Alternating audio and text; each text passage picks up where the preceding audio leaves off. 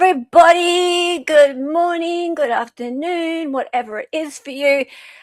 I just need to say it was your fault, or it was his fault, or it was somebody else's fault. Whoever's spreading the misinformation, it's their fault. This has gotten to that point where everyone, let's just blame them. Them. Can't be me. I'm all the way over here.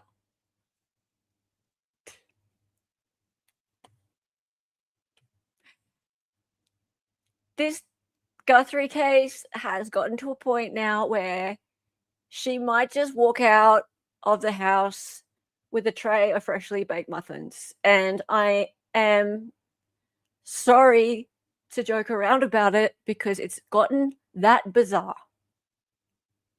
It has gotten that bizarre. Who knows what the hell is going to happen next?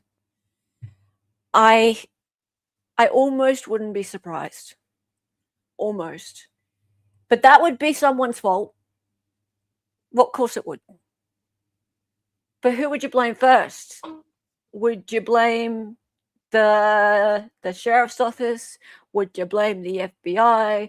Would you blame the media because they should have noticed too? I mean, you can't blame the media. You blame somebody.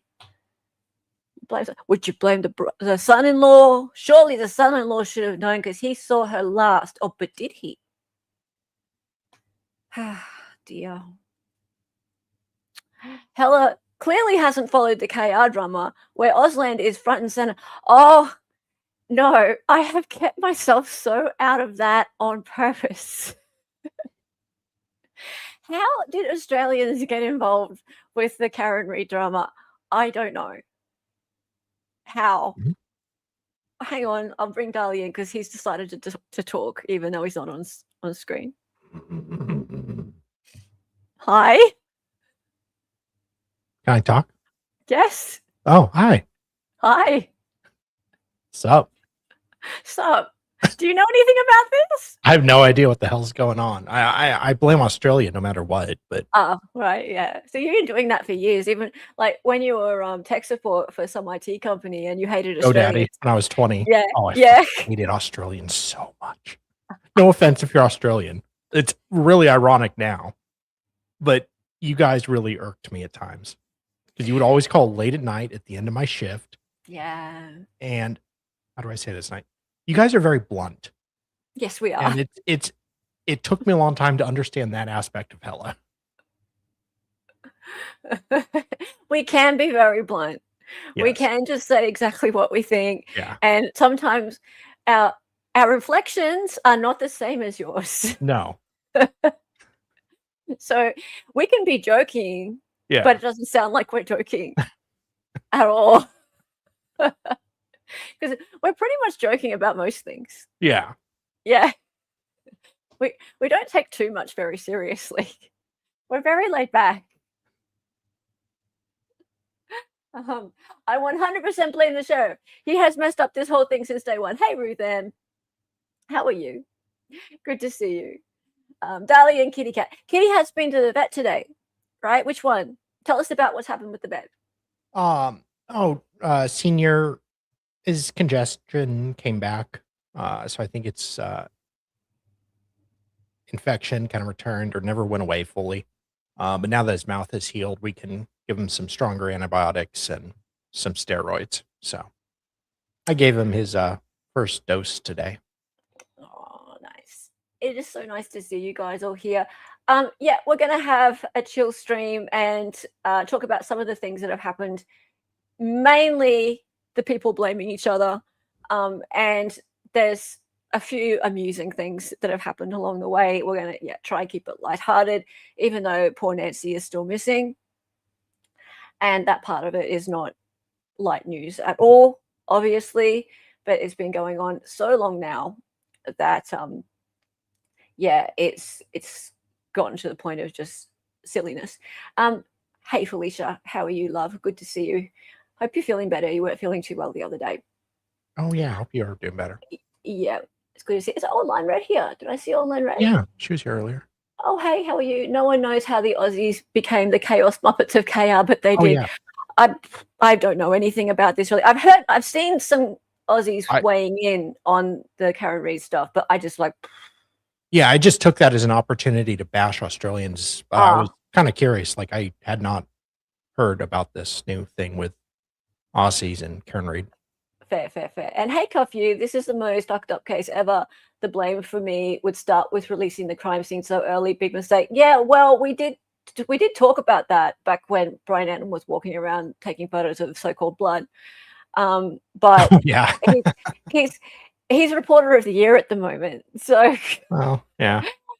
I mean, no problem with him. It's just, it was weird. The whole thing was really weird. This case is going to be impossible to prosecute if it ever gets that far.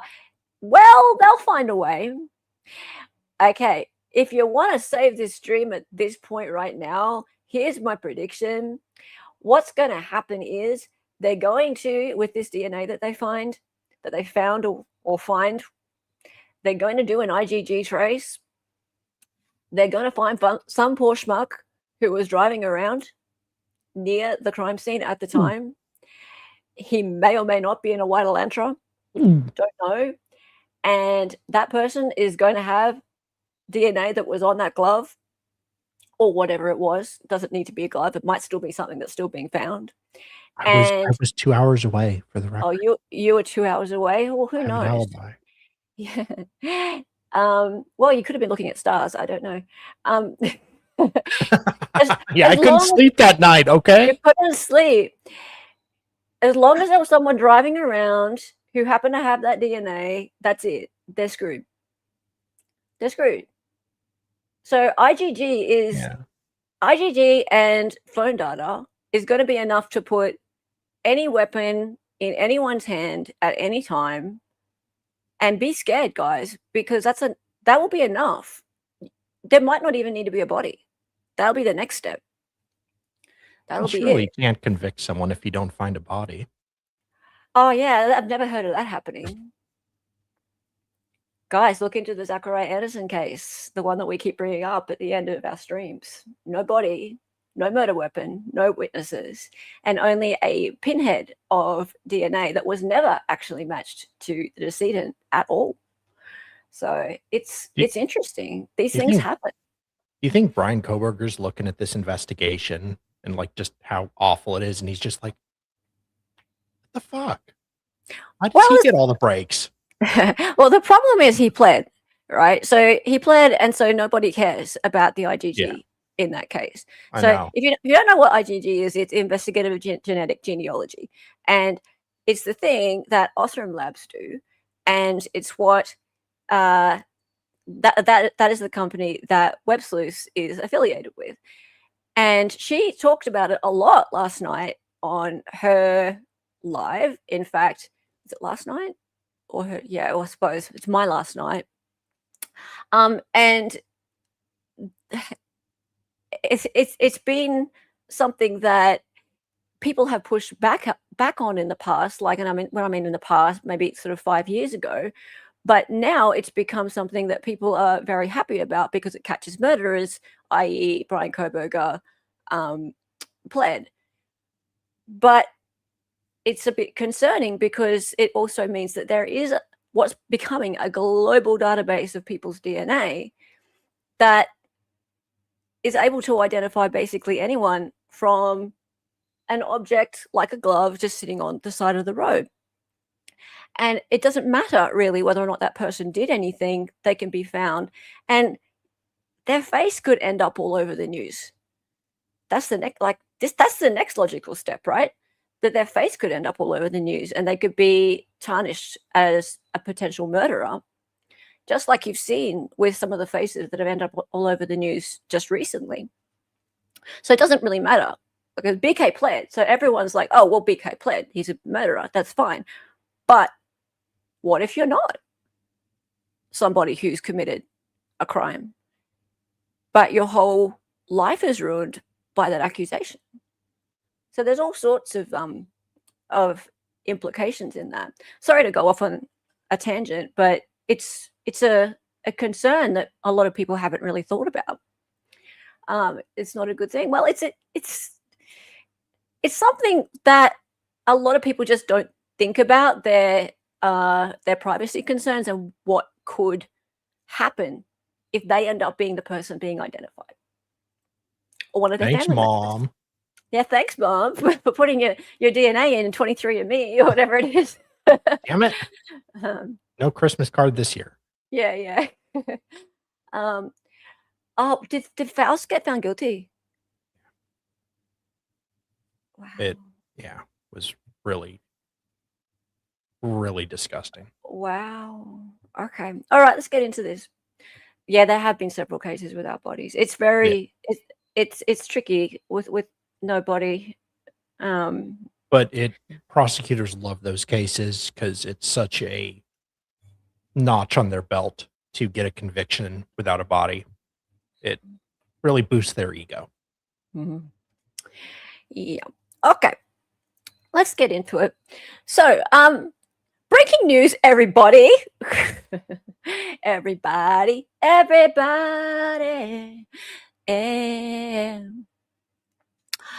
We have no suspects. Guys, they've said it. They have put out press releases. Is it a press release or is it a tweet? Whatever it is.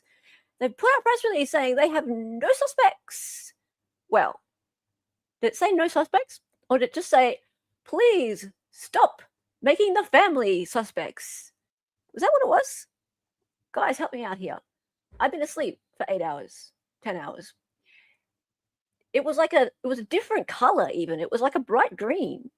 And it said, the family, including spouses, etc., they're all not suspects. And it's cruel. You people are cruel to keep including them and making them suspects. They are not suspects, people. You people are cruel. It's so cruel to keep doing this, even though nothing we've said over the last 2 to 3 weeks has done anything to rule them out or tell you we're not looking at them anymore. Yeah, so basically he's gone and said that, and people are like, well, screw you, sheriff, we hate you now, you suck, you went to a basketball game and we don't believe you anymore. And is this coming from you or the FBI? And here's the other thing, right? What I find interesting or funny is that if it came from Kash Patel, people would also say, screw you. Oh, yeah. Remember when people actually liked the sheriff like the first day or two? Yeah. Oh, yeah. Like this, I'm beginning to get the feeling the sheriff's like, no, the FBI, he's keeping them at arm's length, which is stupid. Yeah. Especially the longer this goes. But yeah, the FBI is like, okay, then we don't get any of the blame. Okay. Yeah. Let's just, that's fine. You can take it. Off you go, Mr. Nanos. And it shouldn't be that way, but it's politics at the end of the day. It will be. Right. It is all politics, isn't it? But yeah, no one would believe Kash Patel if he was up there talking either. So no. It doesn't matter.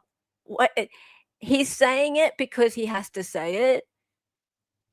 But it doesn't matter. At this point, no one believes anybody. It's over. No. The trust is gone. It's all gone. Done. Was it like this with Brian Cobberger in the first 6 weeks? Trying to remember. Yes, it was, because the thing is that people didn't believe it because they said that there was no danger to the community. They came out right away and said, oh, there's no danger to the community. But people were doing their own sleuthing, as they do, because nothing was really being said. Oh, it's just no danger to the community. And they were coming up with their own suspects and stuff like that. And then when they did release the name of Brian Cobberger, he was all the way across the country, and it was clear that they'd been following him. And so people were really mad, going, well, hello, no danger to the community. He's a complete stranger to everybody, and you've let him go across the country? What the hell? Like that. Well, hey, that means that he was a danger to the community then, if you've just like followed him across the country. Yeah. So you lied. So you lied, right? And yeah, they can lie. They're allowed to. Yeah. Ashley Banfield went off on a rant about that on that Dan Abrams show that I showed you. The one where she was doing her makeup. She had a chat about that on that show that day.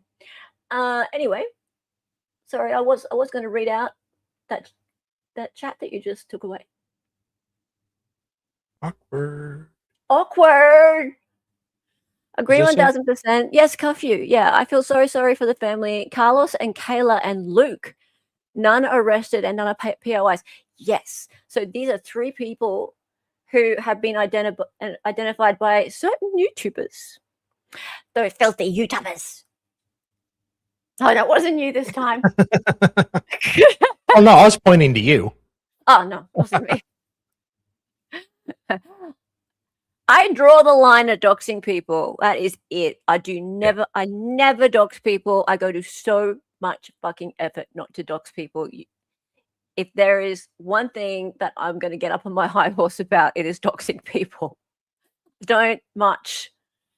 But, man, like the hours and hours that I will go to blur people's faces and redact names so that they don't get accidentally doxed.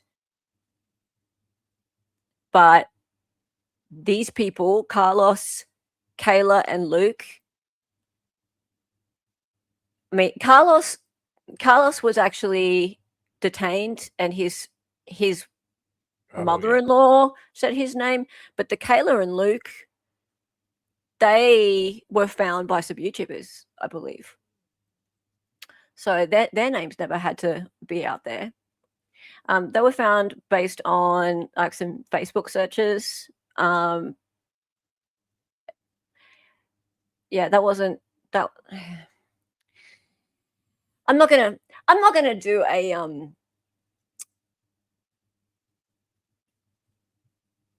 Trisha, but that is unforgivable. Unforgivable. It's just unforgivable. Yeah. Right, but we have lots and lots of gloves. I have lots of gloves. So many gloves. Apparently there's like 14 pairs of gloves or sets of gloves or gloves, or maybe they're just single gloves. I don't know. Sheriff had to get a lot of prostate exams for some reason. Yeah, well, I mean, they always come in handy, don't they? I get it. 16? There's 16 gloves. 16 gloves. That's a lot of testing. I don't think they're testing them all. There's one, apparently, that was like a mile or something away from the house, and it supposedly looks a lot like the one in the Nest camera footage. Apparently. How you can tell, I don't know. But apparently it looks a lot like it. Yeah, if this was 2019, it might be a little more interesting. Why? After 2020, I mean, you see gloves everywhere. That's true, right?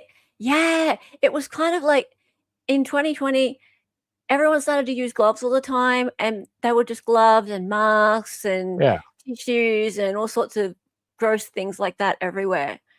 So yeah, maybe back in 2019, it was like, oh wow, a glove. Yeah. If somebody's wearing a mask and you're all sus. Oh, why is he wearing a mask? That is so weird. He's so suspicious. But yeah, not so much anymore. Why so many gloves in AZ? Why so many gloves anywhere? I don't know. But it depends. Like, they're not. So I've got a leather glove up in the top left-hand corner and a woolen glove up here. I don't think it was one of those. I think it was a disposable one. Yeah. And apparently they are black. Black gloves. Because, of course, you don't want to be seen. It's cold. I don't think they're the cold kind of gloves. I'm not sure. I think they're the rubbery kind of latexy kind of ones. It's not that cold there. I don't know. It's not very cold there, yeah. Well, I don't. Yeah, I mean, maybe a little bit cold. You tell me. You tell me. At nighttime, is it cold? I guess maybe a little bit. I mean, it's your state. $5 when they send the glove through. 23andMe and they get Sal's profile. No. He's not sending a cup for anyone. You know I'm terrified that's how my story's going to end. Okay. Is Phil here? Where's Phil? We need Phil. We haven't used one of Phil's clips for a long time, but this one I loved. And I'm going to have to turn the sound down on this because... Oh, Mom. Okay. Sound off. I muted it. Oh, you did? Yeah. This is... Yes, host muted your screen. Thank you so much. This is real-time view of credible leads in the Nancy Guthrie case.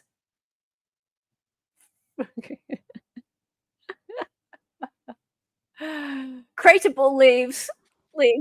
Cratable. Yeah, this is about right. On you, Phil. Good meme. Nicely done. Love ya.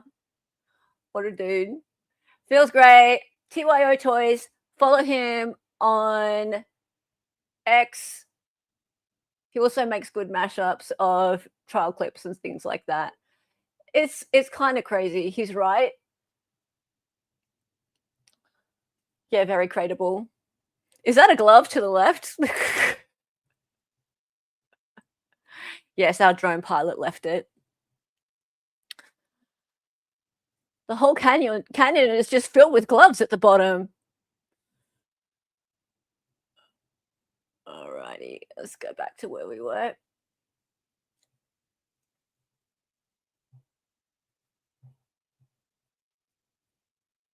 Now, remember this chick? Oh, yeah. The girl who had to change at the prison for Lori. Yeah, she interviewed Lori Daybell. Yep. Any backpacks in that crater? Hey, Jackie, how's it going? Okay, so remember her.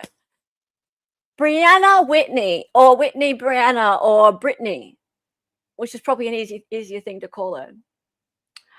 Oh, Phoebe. yes. Yes, Lauren must be pissed about this because Briana Whitney has been completely torn to pieces for this. She has been just shredded for this piece. Yes. I will have a look. CH, thank you. Okay, so remember, Briana Whitney came on to Hidden True Crime about a week ago, and the two of them got all passive aggressive about how Ashley Banfield had implicated the son-in-law. Implicated the son-in-law, and how, there are no leads. Sorry, there are no suspects. We need to be very respectful, and we need to be very responsible. And this is what's being said right now at the press conferences. Actually, it was more than a week ago. It would be 2 weeks ago now because, God, this thing's been going on for 20 years. And, yeah, her and Brianna were being, the very ethical journalists together. So she was very happy to have Brianna on her side. And because Brianna's right out there, like she's an Arizona reporter. So she was boots on the ground, but she was a real reporter being a boots on the ground. Right. So, yeah, her on Channel 3. On Channel 3. Right. And Lauren not jealous of her at all, even though she's much younger and prettier. Yeah. The bitch needs a nose job. Well, yeah, maybe. But I'm sure, like, Lauren's not giving her any tips on where to go and get it. So, like, a little bit of touch-up stuff. No, she's quite happy with that. Brianna got herself on to X and did this report, and it got just roasted, and I'll show you.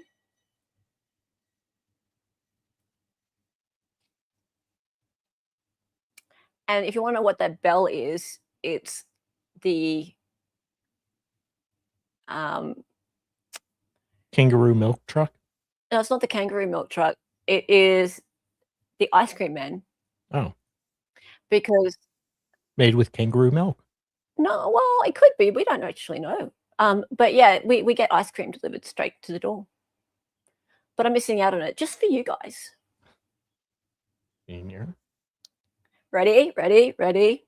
Hi, guys. We are now able to independently confirm some new information in the Nancy Guthrie investigation. This is from an inside source that is now reportable. I want to take you through the new information we've learned. We can now report investigators now believe this was a burglary gone wrong. We've interviewed multiple experts since this began who also said, based on the evidence, surveillance video, and other aspects of this case, that they also believed this was not an intended kidnapping. As for Friday night's operations, law enforcement activity, we can now report from our inside source that DNA evidence is currently being tested that was found from that Range Rover at the scene outside Culver's. You could see when investigators were there, they put up a tarp that they were doing some sort of investigative work there. And last, but probably most important, the widespread belief by investigators tonight is that Nancy Guthrie could be alive. We'll keep you up to date as we learn more. We are working on many things behind the scenes, but again, tonight,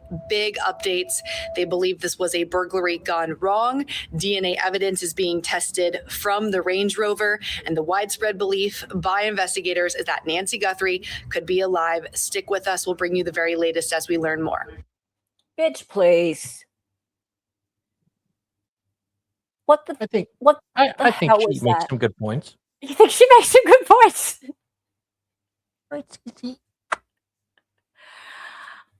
Okay, what is reportable? What's reportable? Like, and what's widespread belief? And what the fuck kind of theory is that? Like, what are you doing? Oh my god, I thought that was you making that sound. Is that him? Holy crap, Dolly? Can you hear that? Yes, very loudly. Aw. Hello. What do you think about this? Is that Senior? Yeah. Senior, are you impressed with this? Okay, just look. To independently confirm some new information in the Nancy Guthrie investigation. This is from an inside source that is now reportable. I want to take you through Inside source that is now reportable. the new information we've learned. We can now report investigators now believe this was a burglary. Investigators now believe that this was a burglary gone wrong. What the actual fuck? Right, that's just stupid. It's a burglary gone wrong. Nothing was stolen except an old lady. So investigators now believe it was a burglary gone wrong, but they stole an old lady and nothing else. Okay. Gone wrong. We've interviewed multiple experts since this began who also said, based on the evidence, the surveillance video, and other aspects of this case, that they also believed this was not an intended kidnapping. What the hell? They should have put Nancy at the in a safety deposit box to prevent this. It was an accidental kidnapping. So the experts they've interviewed said it wasn't an intended kidnapping, but it just happened to happen. Oopsie! Did we put an old lady in the back seat? Oh no, we didn't. It's not intentional, guys. That wasn't meant to happen. Not intentional. Oopsie. As for Friday night's operations, law enforcement activity, we can now report from our inside source that DNA evidence is currently being tested that was found from that Range Rover at the scene outside Culver's. You could see when investigators were there, It was the same source Ashley that they Banfield were had. doing some sort of investigative work there. And last, but probably most important, the widespread belief by investigators tonight is that Nancy Guthrie could be alive. What? Like, what? Based on what? Has she been texting them? Like, has she been coming to them in premonitions? Like, what the? Like, there's just absolutely nothing she just said is verifiable. And it all sounds completely ridiculous. And this lady, this reporter, had been doing pretty well up until then. She had been. She had been. She just made a complete dick of herself. Yeah. And you can see it in the comments. This particular piece just got ripped You sure talked a lot of mess on live TV. Now, Sleuthy. But they didn't steal anything, and we're saying this rich 84-year-old lady with mobility issues fought them instead of letting them take whatever as it could be replaced, and now they're just keeping her alive somewhere for no ransom, just feeding her and waiting for her to be found, and then they get caught. Weren't we told in the first days that she takes life-saving medication daily and it was left at the house? Did the burglars turn kidnappers pick up a refill at Costco? This don't make no sense! Widespread belief Briana is speaking out of her hoo-ha. This just... Okay, and this woman here... this woman here... Suffer, Alma. She is really acting weird. This representative, Alma Hernandez, you know who she is, right? Not before this, but yeah. Yeah, okay. So she's a state representative. She's an elected official. Thank you for actually being a real reporter who knows how it's done and has handled it all with professionalism and grace. Proud of you. She has come out just recently and she's a hate boner for JLR. She has a hate boner not just for JLR, but for all of the social media reporters. Yeah. She only wants just like Pella. Yeah, she wants all of the real media there. She doesn't want any YouTubers there at all. None. Zero. She hates them. Like hate. The people there can be obnoxious, but don't act like the real media is any better. Okay? Exactly. That's, yeah, exactly.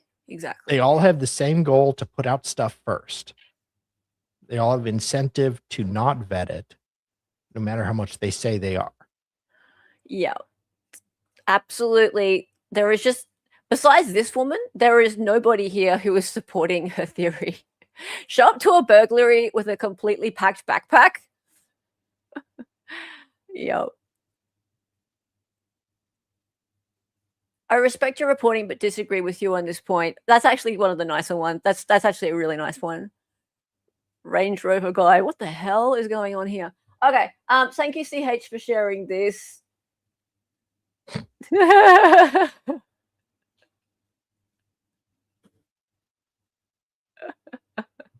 All right, let's get back to what we're doing.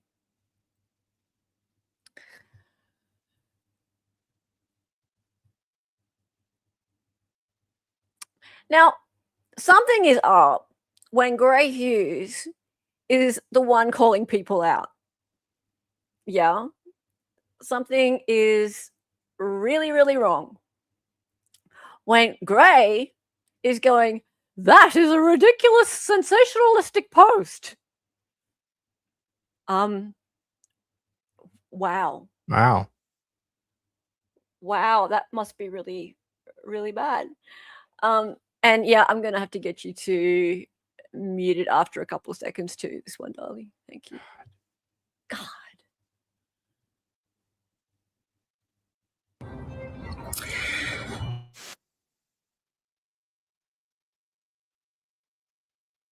Oh no. It's muted. That's all right. Can you bring it back? Oh yeah. And I just wanted to come on and say, What the hell? Okay, that's enough. People are noticing an absent look in Savannah Guthrie's eyes during her new message to the kidnappers, almost as if her soul has been removed. Yeah, it is ridiculous and sensationalistic. I cannot Almost believe like her soul has been removed or her mom has gone missing. I don't know. Something like that. Yeah, I can't believe that there's actually a time when I'm agreeing with Gray Hughes. I feel like my soul has been removed. People are noticing. No shit. Is that real? What, that Gray Hughes is posting it? Yeah. Yeah. Is this verified footage, of her? Yeah, it's just that somebody has... It's been edited, but... zoomed in, that's all. Footage is, Yeah. a real video, from a real video. Yeah, exactly. Even broke clocks are right twice a day. Yeah, exactly. I just like this. This is what I'm saying, guys. This is bizarro world. We are now in bizarro world. Gray Hughes is making sense. Did he repost it or screenshot it? He's reposted it. Well, he's reposted with comment. That's all. It's not his video. It's Matt Wallace's video. And it is gross. You're absolutely right. It is gross. But what the hell? Ugh. Of course, her mum is missing, for God's sake. Wow. And yeah, this Matt Wallace is awful for posting that. I just can't believe that Gray Hughes is actually making some sense. Right. Now, this one actually was sent to me. Who sent it to me? Sorry, I can't remember who sent it to me in the first place. But it's like he's speaking directly to Trisha from Websleuths in code. It's like he knows that Trisha's going to watch it and he's trying to infuriate her. Just, guys. Oops. Wait, start over. Yeah, just that there's a glove. Start over. It was muted. Found all throughout, It's unmuted now. Again? Yeah, Do you want me to start it start over again. Yep, from the beginning. Okay. In fact, I might go over to. Hang on. I might go over to Twitter for it because I can get the subtitles up a bit bigger for you guys. Hang on. Come on, internet. Okay, forgive me, I'm at the airport. I'm not on my way to go find Nancy Guthrie Ramsey, but so the latest that we get is that there's a glove. And of all the OJ gloves that they found all throughout, Tucson, Arizona, there's a glove in particular with DNA, or the glove at least matches the person that's on the porch. And they say that they think that the DNA on that glove is likely to be the DNA of the man that's on the porch, but they don't know who the man on the porch is. They don't have an identity of the man on the porch. So how is the DNA on the glove going to match the DNA of the man on the porch when we don't know who the man on the porch is? Now, they have DNA of an unidentified stranger inside the house. Okay, so that sounds promising. But the DNA of the person inside the house is an unidentified stranger. So we don't know who that is. So even if the DNA on the glove matches the DNA inside the house, it's still an unidentified stranger. It's giving another wild goose chase. It's giving Harvey Levin love letters from the kidnappers. It's giving Savannah Smollett. I don't know what happened to Nancy Guthrie Ramsey, but I feel like I'm hoping I'm wrong. I'm praying I'm wrong. Jesus, please make me be wrong. But I don't know. At this point, I'm at the airport.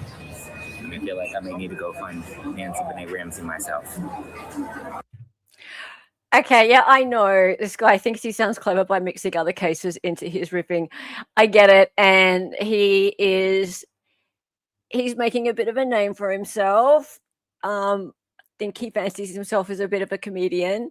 I just found that there was several things in there that speak directly to Trisha. Like he's basically talking about IgG. So he's like, how do you work out who the DNA belongs to if you don't have a suspect? Well, Trisha could answer that.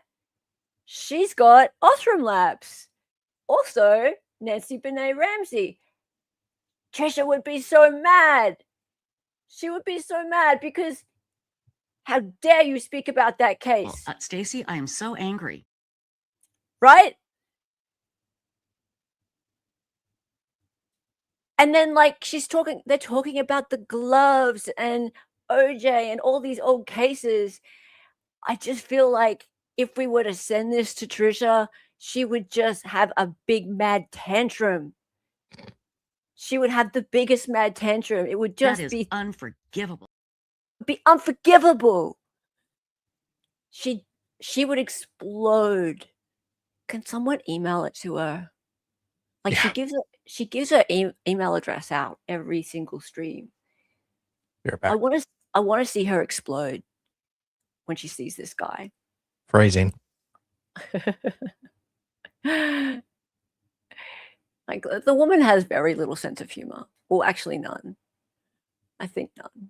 I mean, I'm not saying he's like hilarious. He's not, but it's like he's just pushed all of her buttons. Every single one of her buttons right there. Okay, let me just go back.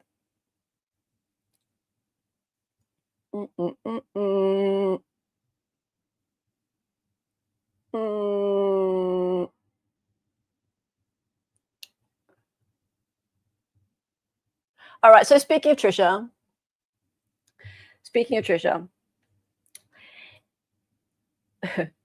that's it. John Ramsey took Nancy Guthrie. Look, she could pin it on him. I'm sure she would. I just noticed there's a cat behind her in that clip. There's usually some animal behind her. Now, guys, I think it was last night. Was it? Okay, it was the 16th. 16th of the 2nd. And today, it's my 18th. It must be your 17th today. So therefore, it's your last night, I think. This is the most recent stream from them. Look at this guy that they've got on. Isn't he handsome? He's from Othram. And he came on, he gave up his precious time to come on. And I think that Trisha and Stacy might have a little bit of a thing for this guy. His name's Colby something. And yeah, they're a bit like, ooh, about the Othram guy. Everyone's starting to do Trisha dee now. You'll have to see Trisha Websleuths on Woo Woo Saturdays. What the hell is Woo Woo Saturdays? Do I want to know? Oh yeah, look, how can you not like someone who's an animal lover? That you got to have something in common with someone who's an animal lover. All right, let's have a bit of a look at this. Hey everyone, welcome to Websleuths YouTube Live. My name is Trisha Griffith, and I am the manager of Websleuths.com, which just happens to be the coolest true crime discussion forum in the universe. It really is. And let me tell you, that forum is hot. It is going crazy. Hot. And that's a good thing, because we have a lot of people that care about Nancy Guthrie. Where is she? Where is Nancy? Where is Savannah Guthrie's mom?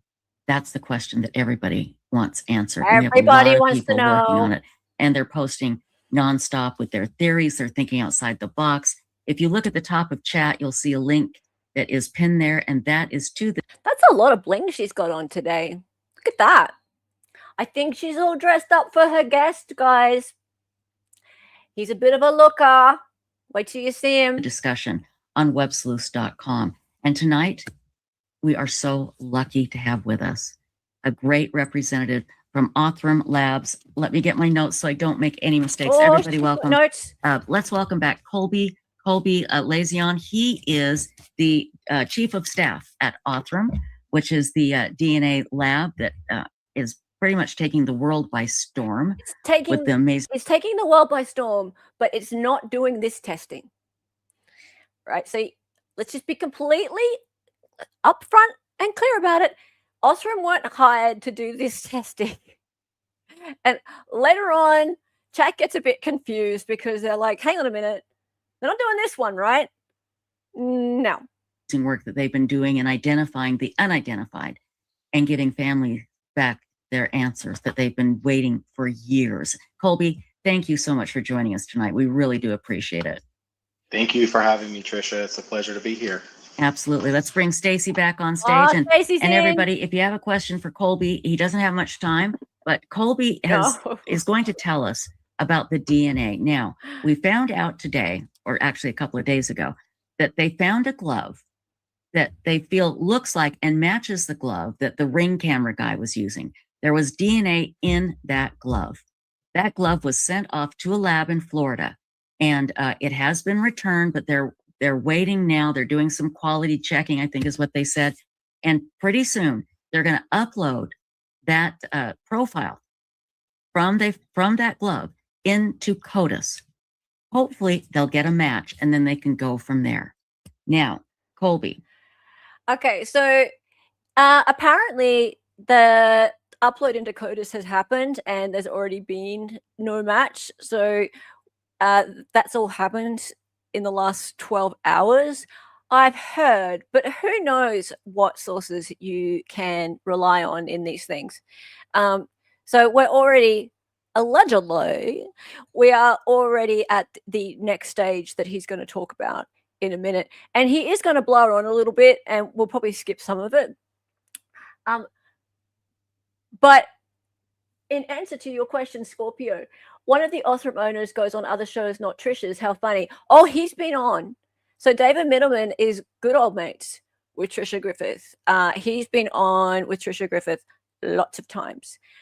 I think maybe he's too busy trying to make friends with more creators who have other databases.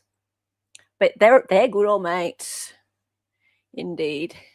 And the wonderful people at Othram. We can't say enough good about you guys. If the CODIS does not come up with a match, okay, if there is nobody in there in that big huge database, first of all, how big is CODIS in the database? Do you know? Off the top of my head, I don't know the exact number. It's important to know that CODIS is primarily made up of known offenders, and in some situations, he doesn't know, the long-term missing. Okay, so but are there millions in CODIS basically, or you think? He hasn't got a fucking goddamn clue. Are there millions?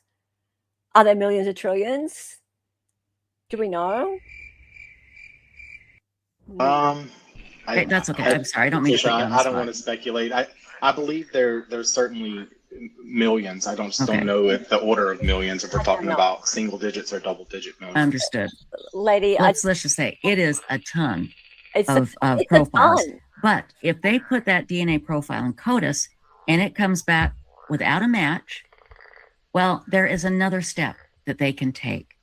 And Colby, let's talk about that step. We were talking about it a little bit before we went on the air tonight. Want to speculate. We don't speculate around here. There's no speculating to be done.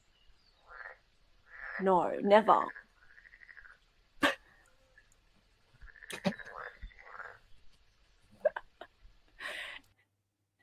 I love just being that really quiet and waiting for someone to notice. Genetic genealogy. And again, Othram has been taking the world by storm with what they have been doing in our universe and helping families. Now, universe. The remains of Othram is taking the universe by storm. Really, it's not just the country or the world. It's in the universe. Is Joe Rogan okay? Wait. See, hang on. You know what? We need to change to chat view.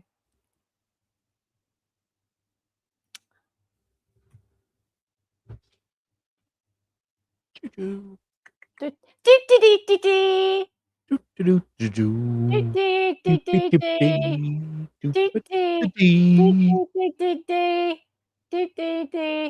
on. Just make sure I got it up to the same point. Development of a DNA profile that families retrieve the remains of their loved ones. Hang on. Off the top of my head, I don't know the exact number. Yeah, that's kind of where we were. It's important to know that CODIS is primarily made up of known offenders, and in some situations, the long-term missing. Okay, so but are there millions in CODIS basically, or do you think? If we're talking about single digits or double digit millions. Understood. Let's just say it is a ton. It's a ton of profiles. But if they put that DNA profile in CODIS, what's he doing? And it comes back without a match.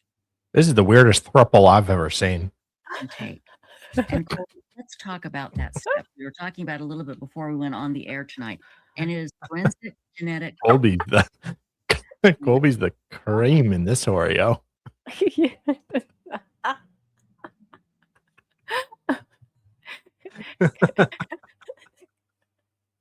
Oh my God. He's the filly. Oh, he keeps Stacy up at night.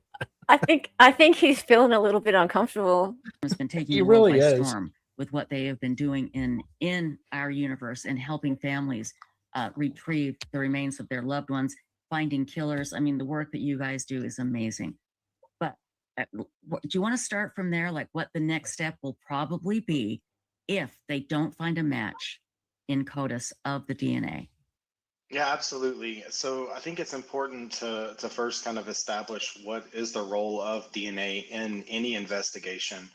DNA is obviously useful, but we don't always think about the ways in which it's useful. So DNA in the context of a forensic investigation can help to establish if an individual was present or not present at a crime scene.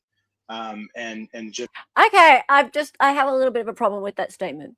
DNA can help to establish whether their DNA was present at a crime scene.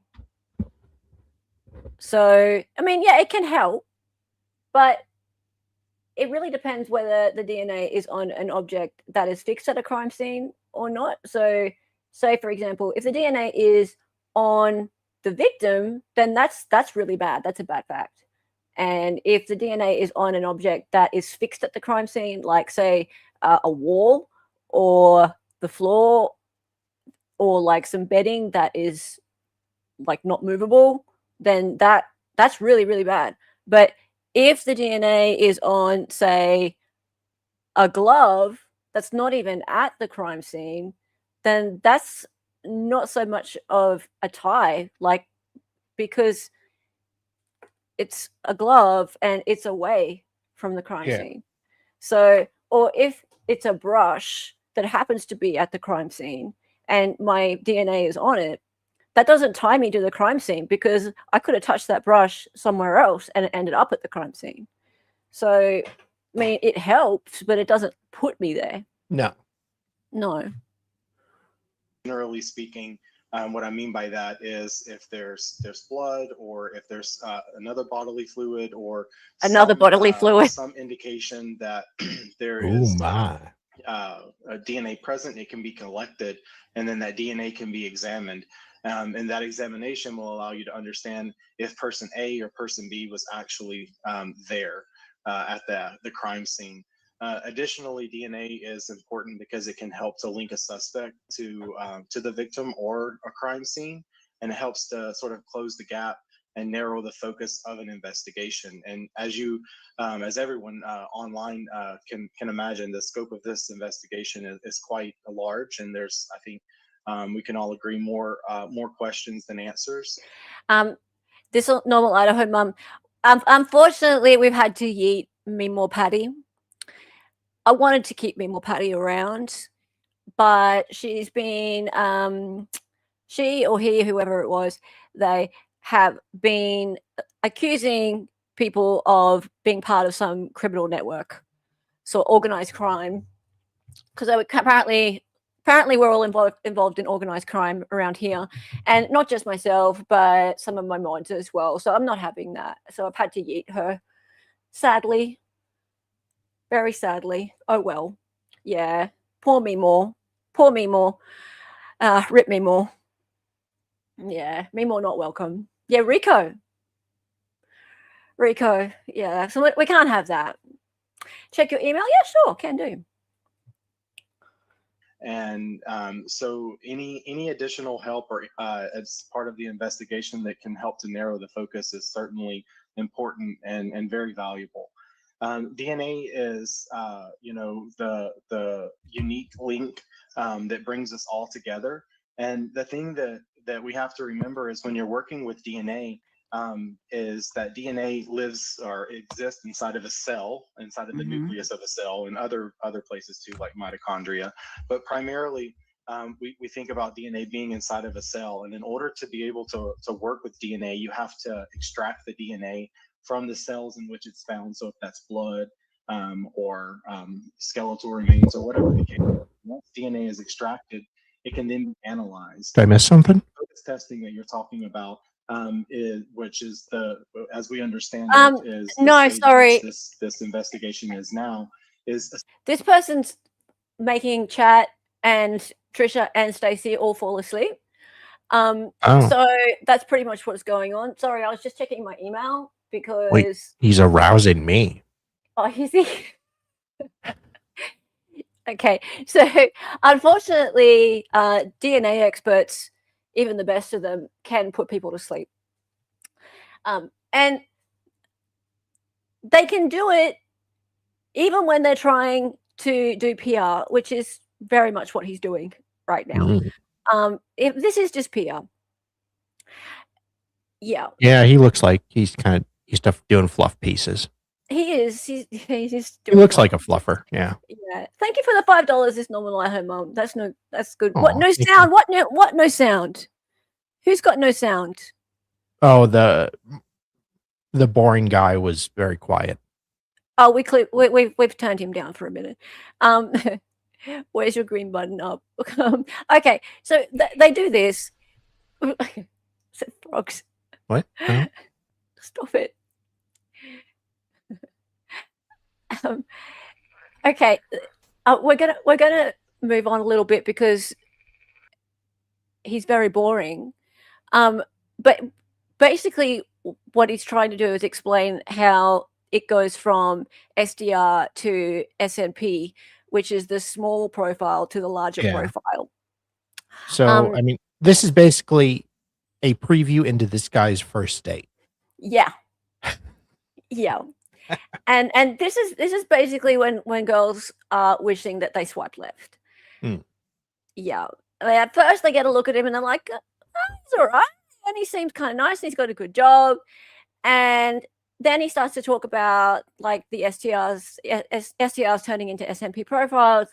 And they're like, yeah, I should have swiped left. I'm going to go to the bathroom. I'm going to go to the bathroom and I'm going to try and get one of my friends to give me an emergency call now. And hopefully there's a window. Yeah. Yeah. It's when you fake an emergency. Exactly.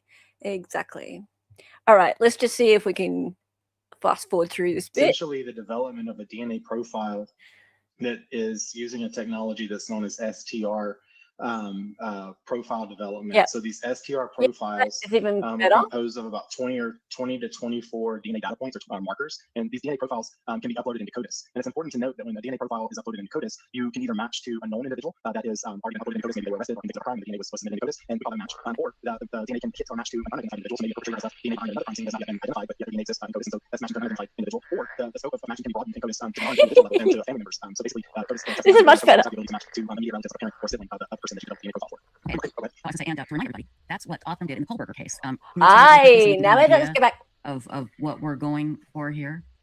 Well, the next step, as you brought the question forward earlier, is like what could happen next? And so, you know, I kind of always think about this in the terms of frogs are annoying me. And you have your blood drawn because you aren't feeling well, and the doctor sends your sample off to a lab, and the lab comes back and says, this particular test did not yield a result.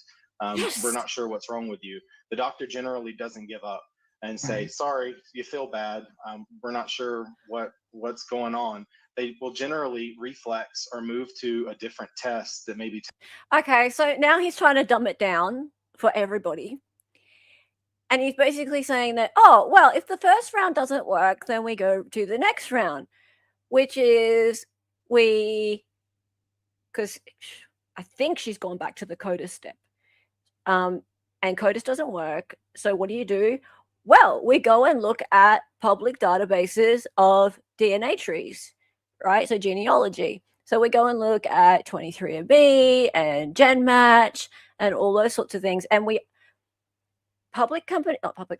big companies like this, that they're not the FBI and they don't have any immunity, they're only going to look at the ones that are publicly available. So they're going to go the legal route. Sure. Yes. And look at those databases where people have clicked the button and they've signed their DNA away, so that these companies can search through their DNA, and build a tree around them, find their relatives, etc., and trace back, and hopefully try and find someone somewhat related to who they believe to be the perpetrator.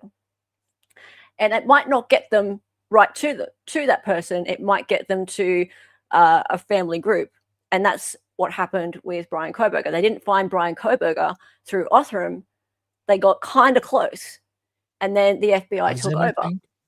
Pardon? I think it was his cousin.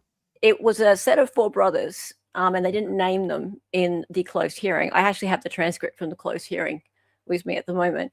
And it was a set of 4 brothers. They would, of course, they wouldn't name them. That was redacted. But what happened was they protected Othram from having to go through into these databases that were illegal to go into. FBI did that. They told Othram to stop work, and they took the high resolution STR profile from them, and they went and STR profile from them, and they went and created their SMP profile over in their own lab. I don't know what that lab was, and they did go into these protected databases, and that is on record. Test for Because a different sorry, my understanding is these databases, like you say, you're not allowed to upload your DNA for law enforcement. You tell them that, but other people are allowed to upload their DNA to see if you're related. So the FBI is like, we're gonna go ahead and upload this DNA of this unknown person and see who his relatives are. And so they're not using it officially, or according to the service, like 23andMe or whatever. Yes. They're technically breaking the rules, but it's a loophole that they use.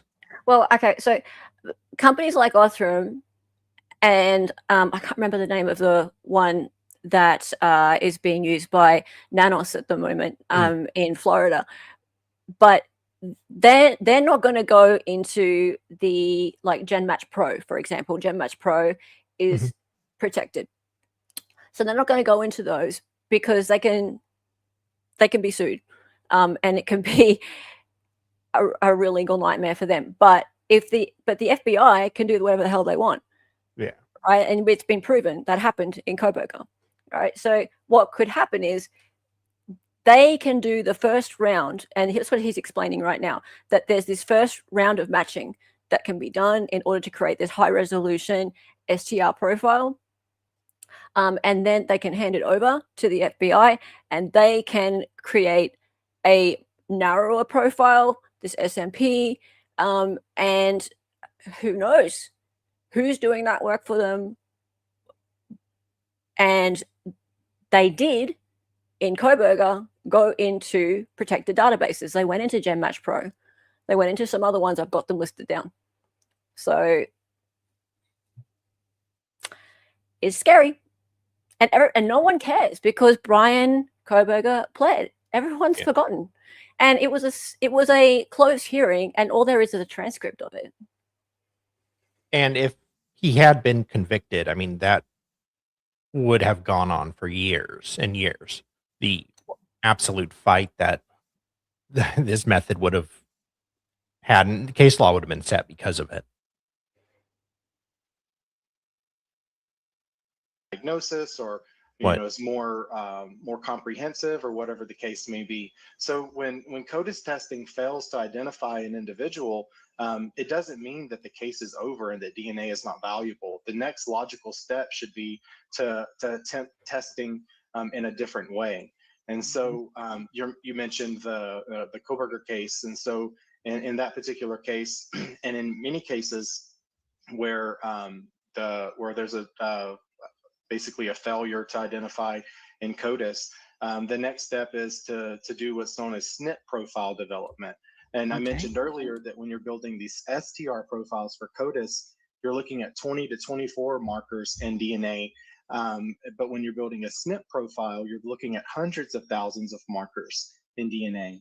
And so uploading into CODIS is very different than doing forensic genetic genealogy. So forensic genetic genealogy is the application of public records research and standard genealogy tools combined with genetics or DNA profiles that are essentially searched in databases where individuals have done their own genealogy for maybe to understand their ancestry or their immigration patterns of their history of their family, or maybe for an adoption or whatever the case may be. So an individual might go to a place like Family Tree DNA and do a genealogy test. And at the time that they do their consumer genealogy test, they swab their cheeks, they send a sample into the lab, the profile gets built. They have the option to consent to allow law enforcement to— This is actually a really good point, Nixie.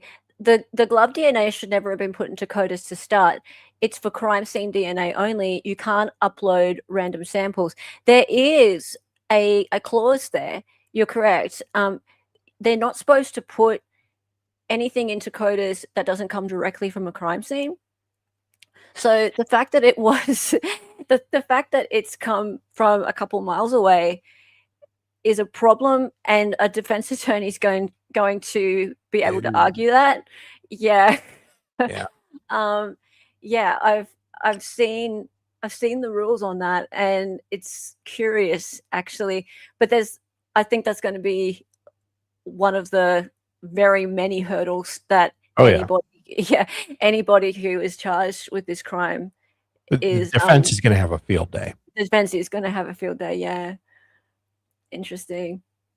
Okay, so this guy here, he is the head of something, head lab head or something. He's a scientist, allegedly a scientist at Othram, not just a PR guy, allegedly. But here's the thing. I've watched a lot of these people testify in the pretrial motions for Cobberger. There's been a few, and I've also seen David Middleman talk before. They're very good at doing this whole let's talk about science and avoid the questions about how we actually got to our resolution, especially when talking about the Cobberger case, right? Because they want to take the accolade for finding him, but they don't, because they didn't. As far as the actual record is concerned, they didn't identify him. Yeah, they didn't. The FBI did, because the FBI is on record as going into these private databases, which is illegal. So they don't want that accolade, but they do want the accolade in terms of being involved with identifying him, because they did the legal part, which is going into the public databases and creating the high resolution STR profile. I can't remember which one's first, STR or SMP. I think it's STR profile, and then providing it to the FBI or law enforcement. I think he says law enforcement because that sounds a little bit more broad. They use terminology that they've decided on for PR. So they're really good at working this stuff out so that they can take some credit but not take any of the blame. Yep. Use their information to conduct investigations. And so when you opt in to allow for that, that means that when an investigation gets to the point at which forensic genetic genealogy might be helpful, these profiles get built for the unidentified person, which is a very different process than building a DNA profile for STR testing. Those SNP profiles, they get matched against these databases with consented individuals. And essentially, the next steps are to do genealogy, to put the pieces together and build a family tree for the unidentified person. And in this case, hopefully the suspect responsible for Nancy's hopefully. Right. And just so people understand, and that's why I'm bringing up the Cobberger case, basically, the DNA was not his that was collected. It ended up being his father's. And you were able to do the, go backwards and lead to Brian Cobberger. Is that how that worked, basically, or no? Well, that's two different things, essentially. So the first step is the development of the DNA profile from the crime scene evidence. So the development of that DNA profile is what's used to build, when I say development of the profile, I'm talking about building the SNP DNA profile. So you have forensic evidence that goes through the process of DNA extraction. You take that DNA extract, which is basically just a bunch of DNA grouped together in a test tube, and you take that DNA profile, that DNA extract, and you build a DNA profile using DNA sequencing. So the DNA extract goes through the laboratory, and it goes on these fancy big machines, and these machines help to look at the DNA and give you the order, if you will, of all of the letters that are composing of that individual's DNA. So that's the forensic DNA profile. The forensic DNA profile is then searched in these genealogy databases that our law enforcement can use, and that provides you with individuals that are relatives of that person. And those relatives, generally speaking, are distant relatives. So not relatives that are related to you, but people that are genetically related to you. So that's the first phase of essentially. So there was, prior to building the SNP profile in the case that you just mentioned for out of Idaho, is there was a CODIS profile that was developed, and that profile was uploaded into CODIS, and there wasn't a match. And so investigators took the next logical step was, this didn't work. We're not going to give up. We have a murderer on the loose. We need to figure out what's going on. So the next logical step was build a different type of DNA profile that gives you a very different type of answer. And essentially, the answers that building the SNP DNA profile and forensic genetic genealogy gives you are new leads in the case that will help investigators to, again, narrow their focus. So in that particular case, it allowed investigators to narrow their focus onto a specific family. And at the end of the investigation, or not the end, but at the step in which you're talking about with a trash pool, investigators were able to go and get some DNA from some discarded item, build a profile. And then remember, I said earlier that with CODIS testing, you can either match to the person themselves or a close relative. And that's what we're talking about here. So the forensic genetic genealogy provided the investigators with the leads that helped them focus their investigation on a specific family, at a specific house, in a specific town, in a state. They went there, they did their thing to collect the evidence, and then ultimately do that comparison to tie everything back together. And so, and again, that just made perfect sense. I don't know why anyone's confused at all. Right? Like, that's perfect. Boy, this guy is just riveting. He's killing it. He's killing it. He's riveting. He's killing it. So, he's riveting. Yeah. So basically, the trash pool was all they knew was it was his father or his family, and so they went and found some stuff in the trash, and then they worked out from that it was the son, even though they'd followed him across the country by then. and they pulled it all together. Just like that. Is that cool? Yeah, no problem. Yeah, easy. He's really, look, I don't blame him for being terrible at explaining this, because it's a can of worms. It's a really big can of worms. He doesn't want to implicate the company in what happened with the FBI. Yeah. It's worth a lot of money to Othram to be able to go and talk about the Cobberger case at things like CrimeCon, and to have videos up about their part in catching Brian, right? So yeah, for them it's a big deal. So if he slips up a little bit, even on this little show, that's a really big deal. He has to watch when he's being questioned about this, that he doesn't make out that they actually were the ones to identify him and give the name, because they weren't. And there was some things that went on with the FBI. It's very clear. It's been said. It's in the court records. The FBI went into private databases and Othram didn't. That's what's been said on the record.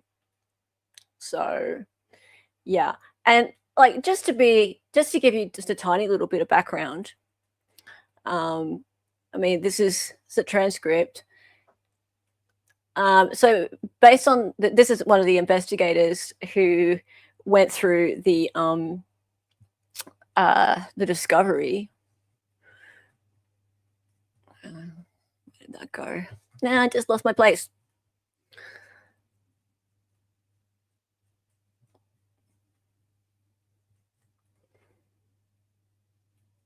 Oh. So Othram, I believe they were contracted based on the invoice I've seen. They were contracted to do the lab work. So to actually generate an SMP profile, upload it to GED Match Pro and Family Tree DNA, presumably through the approved portals. And then I believe they were contracted to do the genetic genealogy, but they were told to stop work, I believe, on December 10th. And I've seen the preliminary report they wrote. All right, have you had a chance to look at what happened after December 10th? So after December 10th, there were some email communications between the one I think was the most interesting to me, had the names redacted, and it contained screenshots. So just to backtrack a bit, the Othram report reported 2 main DNA matches. One of them shared 77 centimorgans, blah, blah, blah. Okay, and then when Othram quit work, were they following a family tree that could have led them to come to Brian Cobberger? Yes. So based on my initial review of what they did, the crime scene profile was most likely descended from them and them, or perhaps from their siblings. Okay, so going down. So when Othram stops there and the FBI takes over, you told us you saw something from Ancestry.com. Would you have expected to see any other kind of file with that file? And the answer is, so this was basically like a giant poster-sized printout of information from that family tree. A family tree, when you build one at Ancestry, it's stored in a specific kind of data format, or more precisely, you can download the file in a specific type of data format called at GED.com, and it's a universal file format from genealogy trees.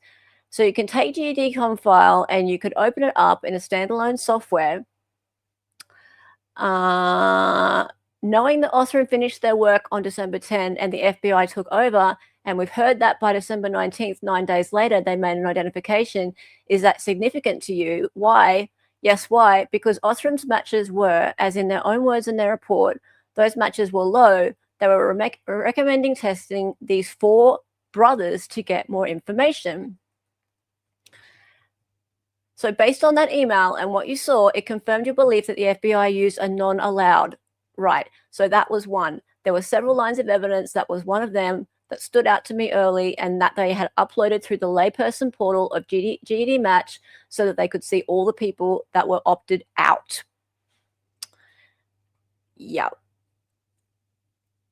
Those were the people doing the genealogy work. But other than that, I have no idea who did the genealogy work for the FBI. So this company that the FBI are using at the moment, I don't know what their name is.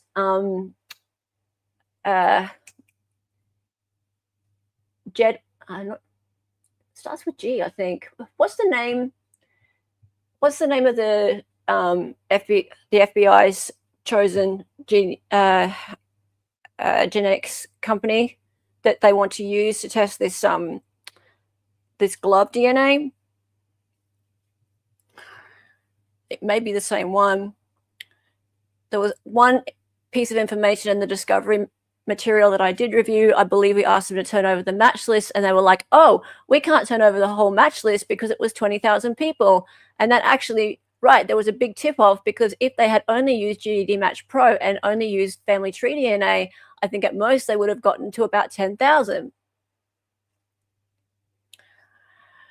And did you testify in a motion to compel hearing to try to get this information so we could tell and confirm what you believed about the FBI going into non-allowed databases? Yes. And do you know if sometime after that we received confirmation that they did? We did finally get a letter from the FBI in which so we specifically asked to know which of the matches were in which of the databases, and they did not tell us, but they did give us a list of the databases they had uploaded to, and it included Family Tree DNA, GED Match Pro, and those are 2 databases that they're allowed to use, but it also listed GED Match, not GED Match Pro, but GED Match. They're not allowed to go into the regular GED Match portal. And then finally, they admitted they had uploaded to MyHeritage. Right, there it is.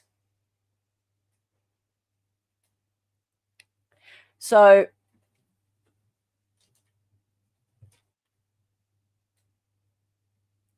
that all happened. That all happened. And then at the sentencing hearing, if you remember me showing Andrea Burkhart calling it out, Santa or Bill Thompson said neither Brian Cobberger's rights or anybody else's rights were violated, which is a lie, because Brian Cobberger's rights weren't violated. Everybody else's was. Yeah. Because the FBI went into databases that were not allowed. And that's on so the his record. conviction's okay. It's just everyone else that. Everybody else. Yeah. It's just everybody else. That's a lovely distinction. Yeah, it's a great distinction. No, we're not talking about CODIS. Oh, are you talking to somebody else there, John? Yeah, everybody else's rights were. Yeah. So Othram got off the hook. And I don't know whether everything that was said in that hearing was truthful or they sorted out their story beforehand, right? Let's just assume it's all truthful. But the FBI gets away with it, and Othram, they never went into any databases that weren't public. That's on the record. But this guy here, Colby Lazione, has to be really careful about everything that he says, because if he doesn't, then he could implicate the whole company in the shenanigans that the FBI has been involved in. Oh, yeah. Yeah. Just assuming that if there is not a matching CODIS, that the next step will be what we have been talking about. Again, it's going to be up to the lab and the sheriff and all of them to decide what to do. But that next step could be the links that you were talking about, where they are going to go find a distant relative and then work their way back. Is that kind of the simplest way to describe it? I remember, I like to say, describe it to me like I'm a toddler. I'm sitting there with a peanut butter sandwich saying, tell me about DNA. You know, try and do it like that. That's right. So essentially, we hope that, this investigation or the outcome of the DNA testing leads to the identification of the person as soon as possible. When it doesn't, we don't want it to stop there. We Right. think that the next step should be to do this more in-depth study, if you will, of the DNA, and essentially find relatives and build a family tree that will map back to whomever left DNA at the crime scene.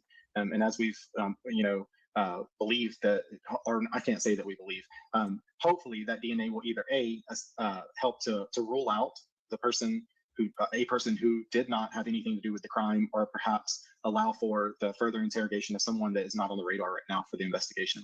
Right. And again, we've got some leaps that we need to make here. And you can see please people, correct me in chat if I am. People in chat are so confused because they're like, so is Othram doing this stuff? Is Othram working on the Nancy Guthrie case? What's going on? Why is Othram not working on the Nancy Guthrie case? Look, no, Othram's in Texas. Othram is not the lab in Florida. Look, Othram is not the lab doing the work. Wait, what's going on? Okay, no, they're in Texas. They're not in Florida. If I'm wrong, Stacy, you too, everybody jump in and scream, Trisha, you're wrong. But if I'm not mistaken, they collected, I think they said 16 gloves, just basically out in the desert. I just didn't realize that people just go along and throw their gloves out the window. That's what it sounds like. But and one of those gloves appears to be the same type of glove. They also throw out other kinds of rubber objects as well, sweetie. Just like it. Well, there's lots of DNA in those. Yeah. Are we sure it was a glove they found? Go get those. It's a glove of love. I mean, it is a college town. Tucson is it? Yeah. U of Is A. it? Yeah. University of Arizona. Oh, no, not another college town. Oh, shit. I'm not sure how far she is from it, but yeah. Yeah.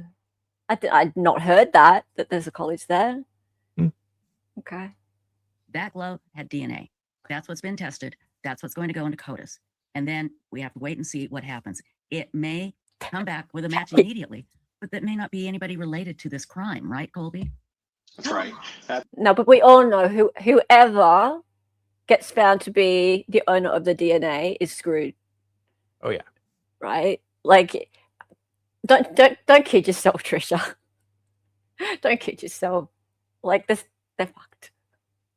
they're absolutely fucked. Absolutely. So it's important, there's investigative context. So just because there's DNA at a crime scene doesn't necessarily mean that DNA belongs to the person who committed a crime. When you're talking about, unless the prosecutor wants it to.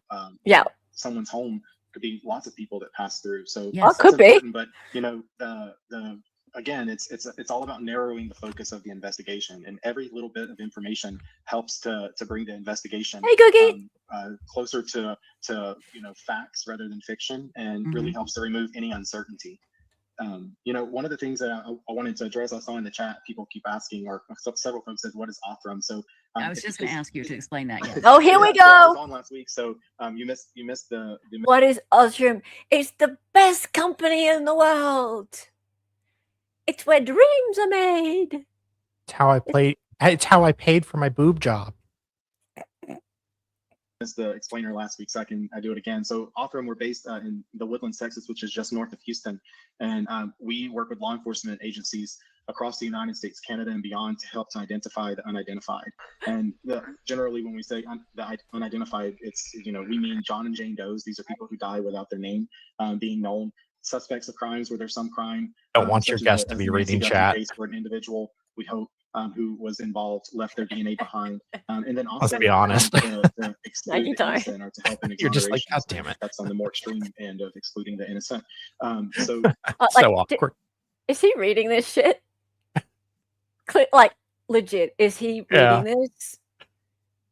This is marketing speak. My God. Identify the unidentified.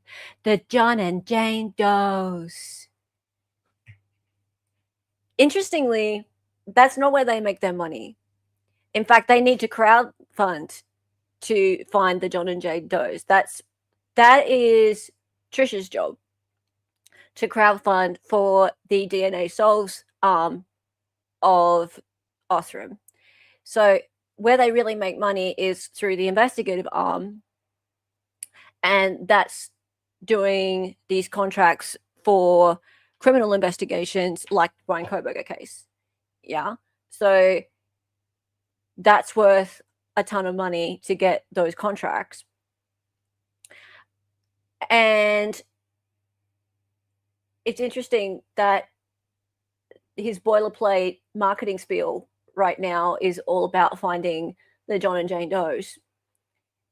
I guess that's why he's there, isn't it? But that's not their main business at all. Florida pays them $500K every year. Well, for exactly. Erfla. I will show you something in a minute, actually, also from that closed hearing. And it's about how there was a very negative attitude in the community towards investigative genetic genealogy, and how these companies are fighting that with publicity now.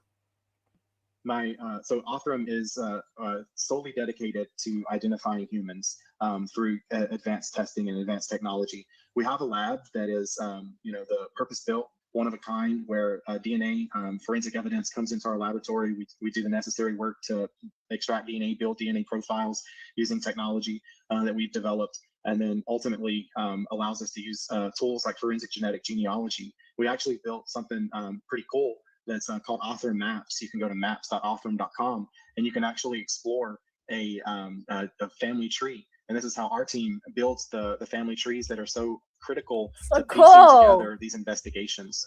And so if you are interested in or you do your own genealogy, you can use maps.othram.com completely free to the public. It has lots of really great tools that kind of streamline the investigation. And so if you want to check it out, yep, there you go. Trisha's got it on the screen. So this is so essentially, whenever you're doing forensic genetic genealogy, the visual, if you will, of how this all comes together is the building of a family tree. So always kind of imagine this as like a puzzle. And whenever you start the forensic genetic genealogy work, you have a DNA profile that's been built. This guy's family tree, if you will, looks like he's from Alabama. I don't like this. I don't like this. I don't like this looking up people thing. I'm sure some people just love it, but I don't. Okay, so well, not all of us have that kind of gift to go and look up people all the time. No. Right, I want to show you something else from this hearing, just really quickly, and then we'll move on from this guy. Sorry that we've spent so much time on this guy. Okay, so do you know why these yeah, no, I don't mean you. Usually I mean you. Do you know why these databases have these different, I guess, abilities and rules? Yeah. So I'm sure we're all familiar with the Golden State Killer case. At least we've heard about it. That was the first big criminal case that was solved using this type of genetic genealogy. There had previously been one doe, unknown remains, that had been identified a few weeks earlier. But the Golden State Killer case is the one that got all the media attention. On the one hand, there were people who were really excited about the prospect of capturing violent criminals using this method. At the flip side, there was a lot of genealogists who were really concerned that they might be drawn into criminal investigations without their knowledge or consent. Oh, and well, so, you wouldn't want to violate their consent. No. And so the community split. There were a lot of Facebook groups. A lot of genetic genealogy is just done through Facebook groups. And some of these Facebook groups just basically forbid it. You can't talk about this at all because it was causing too much conflict within the community. I went to a conference shortly after the Golden State Killer case was announced, and I was a speaker. And they pulled all the speakers aside and said, don't talk about it at all. You're not even allowed to mention it at all. This is how contentious it was in the community. So the databases, realizing that this was a problem, so Ancestry, 23andMe, and MyHeritage all very quickly changed their terms of service to say, no, you can't do this on our databases. GED Match, Family Tree DNA, over the course of the past few years, have kind of evolved these systems in response to public outcry about privacy and consent, and also in response to some breaches and some missteps on the part of the companies themselves. And on the part of some genetic genealogists. So they evolved these systems to allow the users to opt out if they don't want to participate. So the public outcry, that was people that didn't want their profiles searched by law enforcement. Right. Prior to this, there had been occasional discussions in the genealogy community. People say, oh, the cops are going to get our data. And other people were like, no, they only use CODIS, so they're not going to use our databases. And it turns out they were. Yes, right. So there you go. Does that start to explain a little bit about why companies like this are doing so much publicity? Yeah. Yeah. They're trying to make genealogy great again. Yeah. People didn't like it. People were worried that the cops were going to find them through these databases, and they weren't just going to use CODIS. And then they did. And then Brian Cobberger happened, and there was no trial. It was fine. Everyone's forgotten about it. And these companies are spending a shit ton of money telling everybody what great work they're doing, and no one cares. Well, not no one, but the perception's changing. And people still use these companies, these family tree companies, and they're uploading their DNA. And there is an opt-out button, but do people ever read? Like, I don't go to these companies, right? But do people really read the terms and conditions? Do they think about it when they're uploading their DNA? I don't know. Consent. They can get a little thing like that. They get in the way of cracking a case. What do you mean? Consent? Lol. Yeah, exactly. Half Irish asks, once your DNA is submitted, can you go back and ask to be omitted from law enforcement searches? Well, funny enough, in the Ian Mitchum case in Arizona, I think it's still going on, but it didn't get a lot of coverage.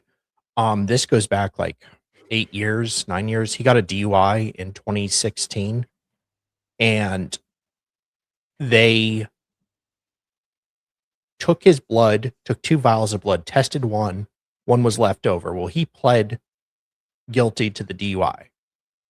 And then they said they would destroy the other vial. Well, they never did. It was an oversight. Well, now he's on trial for murder, and they matched his DNA with that vial of blood. That's how they found him. So it went up to the Supreme Court, and there was years and years of litigation, and the Supreme Court was like, tough nipples, it stands, and the DNA comes in. So even the government can be like, yeah, we'll destroy it, and they don't, and it can still be used against you. And Scorpio, I'm interested in what you're saying. CODIS literally doesn't use the right type of profile, and SRT can't be converted to SMP. So I'm questioning what you're saying, because in the past, I would think yes, but they swab for DNA with criminals now, right? So they take the buccal swab, etc. Right? So are we talking about the same thing? Like maybe CODIS is something different to what it used to be, in that now they take DNA and they store it somehow. Maybe now there is a database of DNA within CODIS, which is similar to what there is in 23andMe, etc. So I don't know if we're speaking the same language, in that why wouldn't there be a database of DNA for known offenders, potentially under the same banner of CODIS? And this guy does talk about, and it's in the transcripts as well, about, I'm not sure if it goes SRT, SMP, or SMP, SRT, but they talk about expanding the profile using the database. So I'm not a scientist, I'm only a fake one. But I know you can't turn one into the other, but isn't it using the database information to expand the profile? Isn't that how it works? And obviously, if you know a lot about this, please add to chat. And they use the technology that exists to help to identify who this DNA belongs to, be it for an exclusionary purpose of an innocent person, or for identifying the person or persons responsible.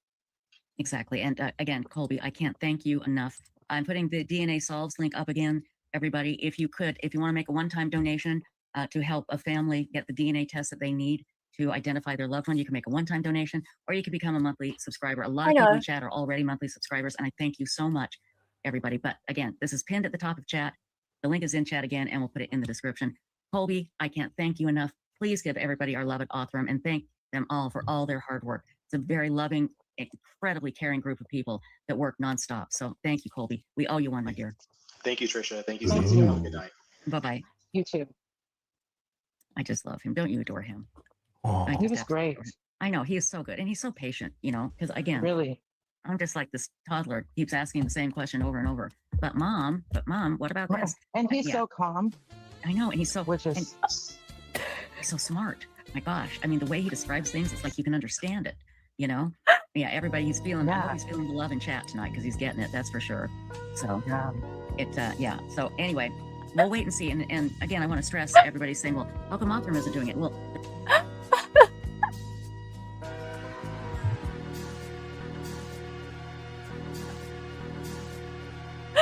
oh my God. He's like, Jesus, Trish. Get me out of here.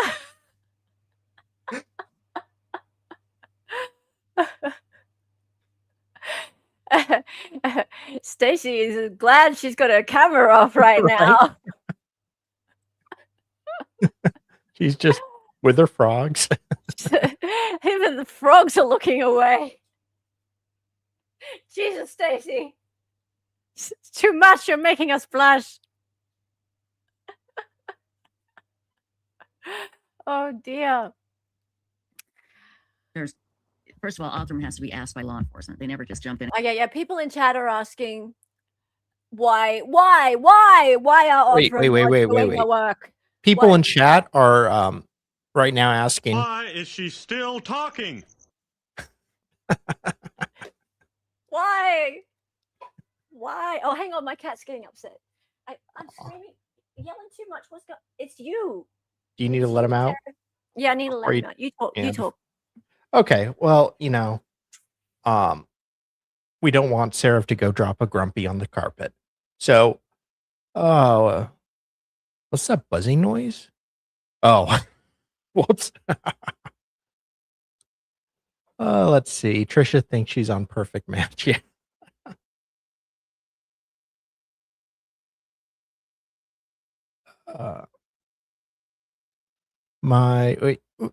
My aunt got one for Christmas, and at least for Ancestry, it was the first question she was asked, the opt-in, opt-out question. Yeah, they do have opt-in, opt-out stuff, but it's one, you have to hope the service then does what you ask, because if there's an oopsie we didn't, and the police then go ahead and get that information anyways, well, you're SOL. And then you have to, hope the service does the right thing, remove your information and stuff like that.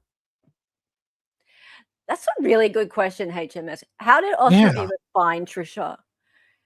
Maybe they were impressed by her intellect. Well, I think that it was via Websleuths, the website. Oh, yeah, they wanted the website. The website is. She reveals later in this stream that there are 200,000 people on their database. 200,000. What the hell? How the hell she get 200,000 people on her database? Yeah. So that's and they're qualified leads. Like they're not. That's just not like buying a database full of people that are like not interested in this stuff. Like they're people who have expressed interest in like true crime, like murders. Yeah, like following up murders. And this has been going on since like early 2000s.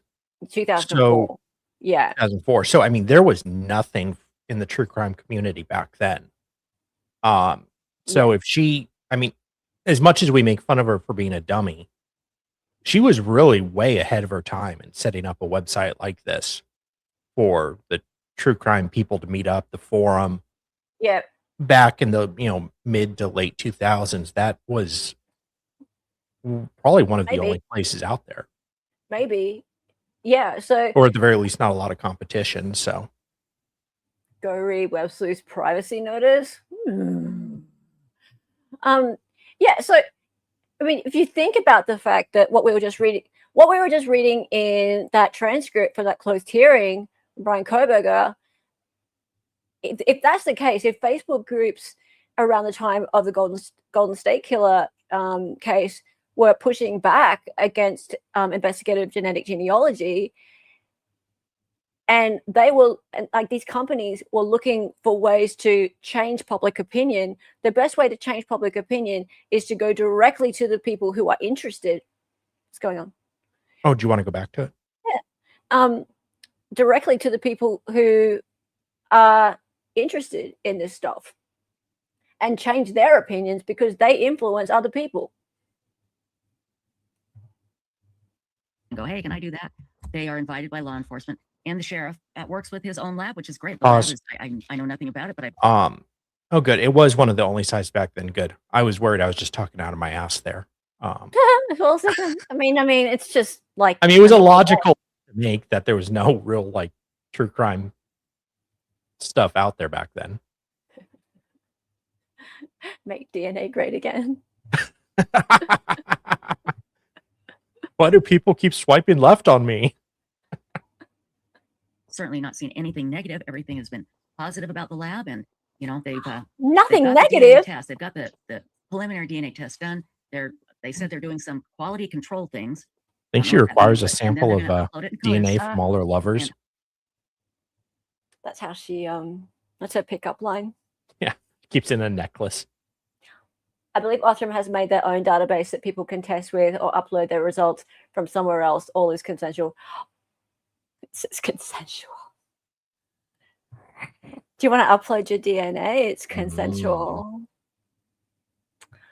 I should try that one. Well, Stacy, do ya? Do ya? Do ya? Oh, Scorpio. If they are not trying to get their own database of DNA going, they're not as smart as they look. Of course they are. Of course they are. Do you need to get going, darling?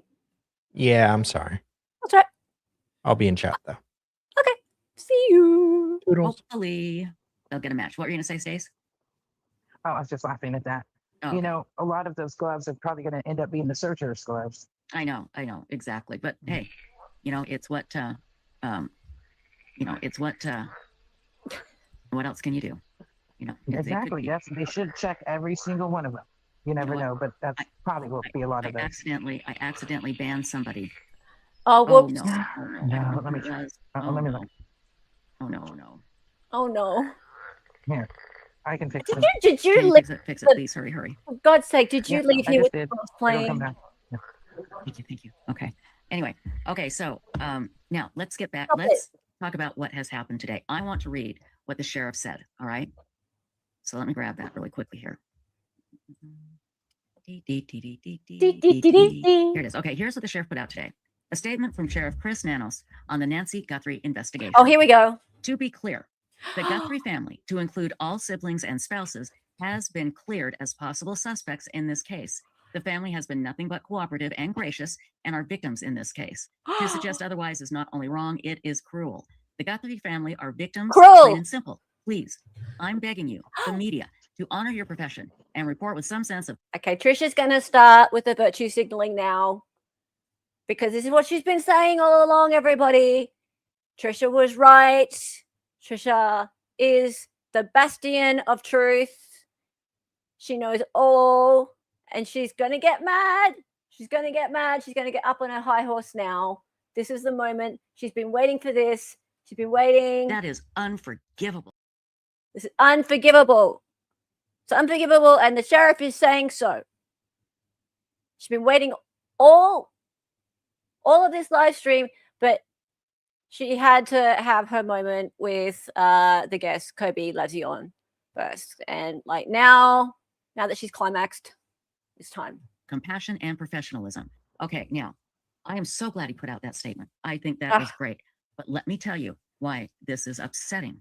Oh, it's upsetting too. The sheriff is making it sound like the people in the media were being irresponsible in discussing the family. Oh. The only reason why people were discussing the family was because the sheriff refused to say they were cleared. Okay? And when you say, are the family members still suspects? And when he refuses to say no, and he taps in. So, oh my God, for fuck's sake. Okay, so she's happy that they're cleared, but she's pissed with him because he didn't say they were cleared earlier. So which is it? Nothing makes anyone happy. No one's ever happy in this thing. Like, I thought she'd be happy finally, but no. Tap dances around it and says, everybody is still a suspect. Dancing. Well, guess what? Everybody's going to talk about it because one of the family members was the last one to see Nancy before she was kidnapped. Of course, that's they're going to talk about natural. That's what people are going to do. Remember? She was pissed with Ashley Banfield for bringing up the son-in-law, but now she's saying everyone was going to talk about it because he was the last one to see her. But wasn't she having a go at Ashley Banfield for saying it was a son-in-law? I told you, everybody, a few days ago, the law enforcement needs to learn how to, quote, feed the beast. And I hate to call it that, but they've got to learn to work with social media. Now, there are great social media platforms out there, Websleuths.com being one of them, where we do take our responsibility very seriously in making sure that we do our best not to drag innocent people through the mud. However, we had a situation here. Yeah, not like Christina, right? You don't want to be dragging any innocent people through the mud because that would be very irresponsible. Very, very irresponsible. But as far as you're concerned, Christina was a stalker because your friend said so. Yeah? But we wouldn't want to drag any innocent people through the mud. That is something that you just would never do. Where there is a living victim and the sheriff did not clear the family. Let's not forget John Ramsey, shall we? Or the late Patsy Ramsey, who you got a t-shirt with her name on it that is linking her to the ransom note. That's disgusting. It's disgusting. That is disgusting. In fact, that is unforgivable. Yeah, as far as I'm concerned anyway. And so our members were discussing using only initials, nobody's name, but they were discussing what if. And again, when I read that, I thought, I'm so glad he did that, but he's made it sound like everybody was going crazy. And that he made it sound like he had said that before. He made it sound like he had been telling us all along that they weren't suspects. That's how that reads to me.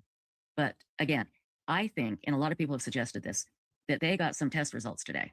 And it showed that it wasn't anything to do with the family. So I think he felt comfortable putting this out there.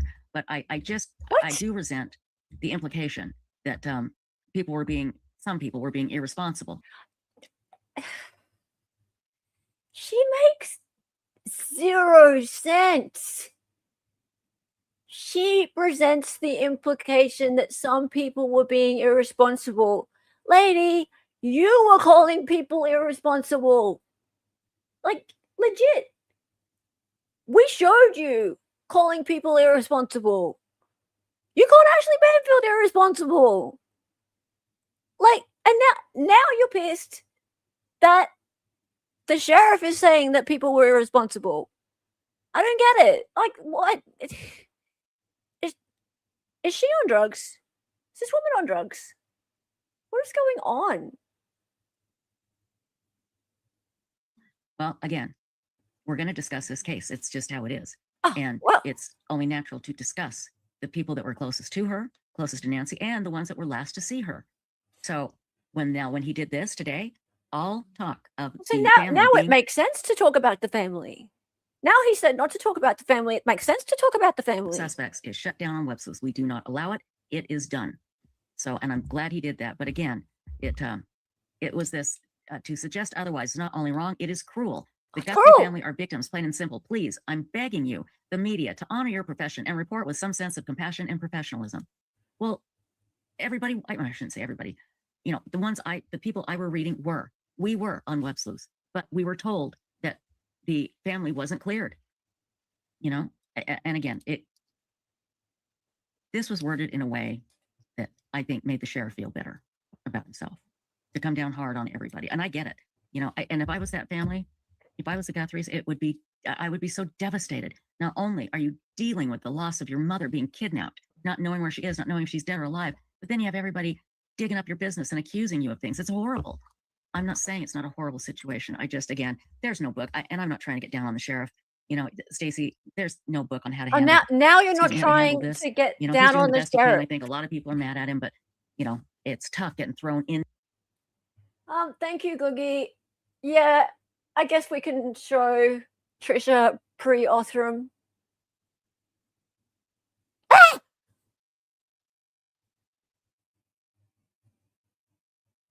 Wow. Holy hell. What makes you think that you can turn on the camera? Wow. Nice wood paneling, by the way. I like it. It's nice. Lady.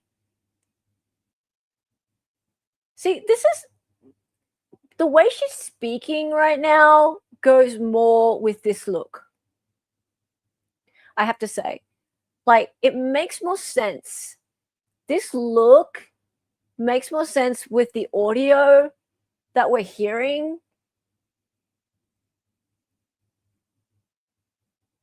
But the visual is an improvement. Othram did good. I don't know whether I like the new background better. I like the wood paneling. Is that a fishing rod in the background? Is it a fishing rod? Very post-coital hair. I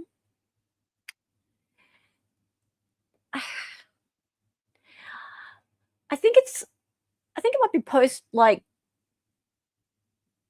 breakdown. Not sure.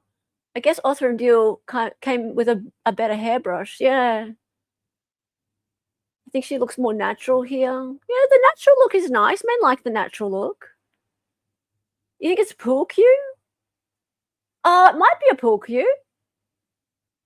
Look at all the is that perfume back there? Perfume's not going to help, honey. Perfume ain't going to fix this.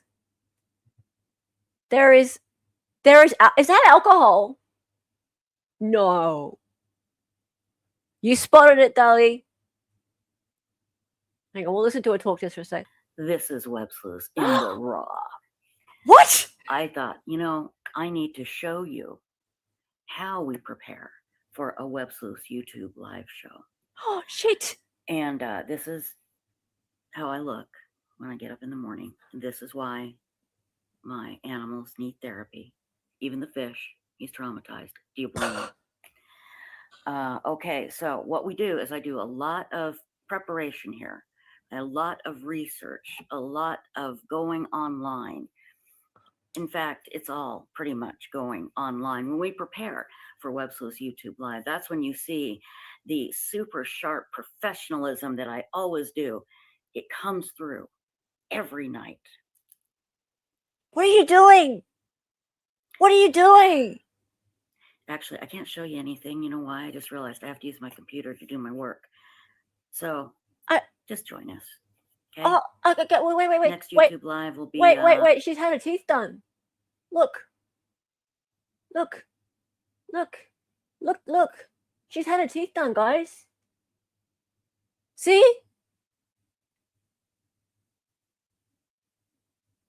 What made her think that it was a good idea to do this? This is very strange. I feel kind of bad playing this. Just join us, okay? Next YouTube Live will be tonight, Monday night, at about 10:15-ish Eastern. And then you'll see me just gussied up, man. Gussied up. And now you understand why Scrappy Joe is such a troubled child. Okay, don't forget. Who's Scrappy Joe? 10:15 p.m. Eastern. Ish. 10:15 p.m. ish. Okay. Okay, now I'm going to go do the heavy lifting, the big work. This is Websleuths in the raw. I don't want to see you in the raw. Signing off. See you tonight. Okay. I'm not disturbed by that at all. Let's go back. This fire, basically, and it is like a big, huge fire that you have to deal with. But before we move on to the other developments of the day, I wonder if Ashley Banfield's going to apologize. Yeah. Oh, Ashley!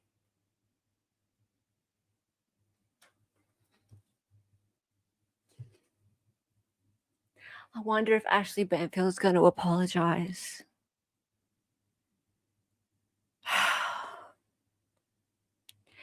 This woman is all over the show like her hair 3 years ago. She cannot decide who to blame. But it's not her. It is not her. She has it all sorted out in her own mind. Trisha and Stacy and Websleuths, we're always right. We always have the best intentions. We're respectable. We're always at the cutting edge. We are cool. It's the coolest place to be. It's always hopping at websleuths.com. And we're going to call out these people who are only after clicks and views. These people who don't know what they're talking about. They are just grifting and they don't care about the truth. They don't care. And Ashley Banfield, I wonder if she's going to apologize for talking about the son-in-law, even though I just said 10 fucking seconds ago that what Sheriff Nano's talking about, because of course people are going to talk about the family. You didn't clear the family. Let's go back. How to handle this, horrible.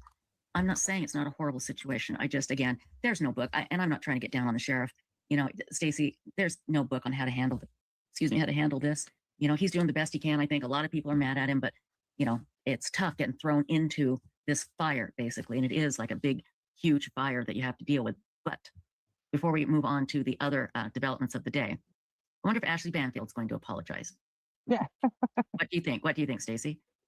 No. Yeah. I think she may still triple down and say, my sources say, well, they just came out and said no. Now, again, with this case, anything is possible. We're going to listen to a message from Harvey at TMZ. Oh, look, okay, let's listen to Harvey from TMZ, right? Because he is just one of the most impeccable sources on this case. Harvey just keeps getting letters from someone. I don't know, it could be Charles. His little boyfriend, Charles, I don't know. Question is, when will Trisha Websleuths apologize to Kresha and Kay Vallow Woodcock? I don't actually know what she said about Kresha and Kay Vallow Woodcock. I expected something. If you say so, Carolina, I don't know what it was, but she probably owes them an apology. If you want to put it in chat, please go ahead. Dear me. Can it get crazier? Where the ransom note dude is now saying that she's headed to Mexico, basically. Now, a lot of people have suggested that for quite some time. And I believe the border is only about an hour away from where she lives. And yeah, that could be. But then the question is, why? Now, according to the sheriff, according to Brian Enton, it was not a robbery gone wrong, as Arizona Family has said. And that's, right. Is it Brittany or Whitney? Brittany or Whitney? Brianna Whitney, thank you. Brianna Whitney has said. Brianna Whitney. And that it was a robbery gone wrong. Oh, you gotta be careful now. Don't be dissing Brianna. She's friends with Lauren. And Lauren's gonna come after you. You do not want that. Right? Remember Bree? Bree, mates with Lauren. Lauren, your boss. Even more your boss than Othram. So careful on the Bree. That guy that came up to that doorbell camera, he looked like he was there to do harm. He didn't look like he was there to rob anybody. So, okay. Any questions before we move on? Because we've got lots to talk about. Lots and lots to talk about. No, I have comments for later, but not questions right now. Okay, hold on just a second here. Let me take a look here. Oh, and a lot of people have been saying the FBI said that the family isn't cleared. I have yet to see the FBI say that. No, the FBI managed to jump in. A lot of people are saying that in chat. Please, people, I'm begging you. This is me begging you now. Do not begging you just because you read it in a chat or you read it, posted somewhere. Go find a source. What I've seen them say, the FBI has not cleared them, just to please. What are you reading? Debbie Niner fan and other people are saying the FBI said no one is cleared. Yeah. So now that is basically saying the family isn't cleared. Yeah. So did they come out today after? That's what I'm trying to find out. Did the Okay, look, Joe Schmo's in chat, right? And he's saying, I met Brianna at the LVD trials. She is in person, how she appears on camera, ... What do you mean, Joe Schmo? What's with the ... What's that all about? Are you dissing Bree? Are ya? Because Joe, she's mates with Lauren. Careful now. Careful on the dissing Bree. Be careful. FBI today come out after the sheriff made that statement and say no one is cleared. Can anybody tell me that? Anyone? Sorry, I just realized I had the stream turned down really low. Do you want me to turn it up a bit higher? Yeah, I'm gonna look. Yeah, I couldn't find anything. So please, everybody, please be very careful when you think about these things and when you repeat things. Okay, be very, very careful. So people have said yes, they did after the sheriff. So I will look for that. Okay. Okay. Or you guys can email me a link if you have that. It's fine. Let me just tell you a little bit about the glove, a little bit more. The DNA from the glove in the Nancy Guthrie case is still undergoing quality control in the sheriff's private lab in Florida after being sent from Tucson. It's expected to be inputted into the FBI CODIS in the near future, and that's what the FBI supposedly is reporting. That is what a reporter from News Nation has said, a reporter named Libby Dean. So there you go. Now, here's the thing. This is really interesting. Fox News has clipped together, it's 44 seconds long, a bunch of the, not a bunch, but the door camera. So we can see it all at once. You know, it's been shown like little bits and pieces. Well, they put it all together for us. And I want to show that really quickly one more time. And again, I'll put this link in chat, everybody. And I'll put it in the description, actually. So hang on here. Let me share this. Oh my God.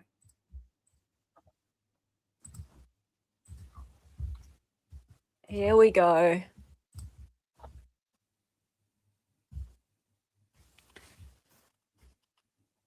And he's trying to hide with his hand. The camera. See, that's the thing that bothers me. He's not a criminal genius here. Look what he does. He goes and he grabs these like flowers, desert flowers of some sort. Oh, look, I'm guys. gonna put this in front of the camera. Troublemaker Baker is in chat. Lauren's mod. She's over there. You know, let's see what she has to say. Camera. That's just weird, guys.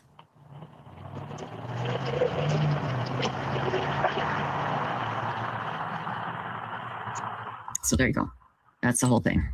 So, and I'll put that link. I have to make that a tiny link because it's like 800,000 miles long.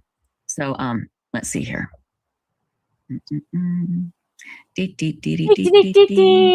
Yeah. Now, the Houston Chronicle posted a sketch of what this guy's face may look like with the mask off. Oh, here we go. I want to show you something. Good.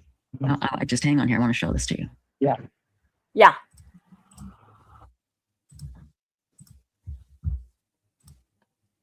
Let's see if I can catch this at the right place. This is my favorite bit. Hang on here.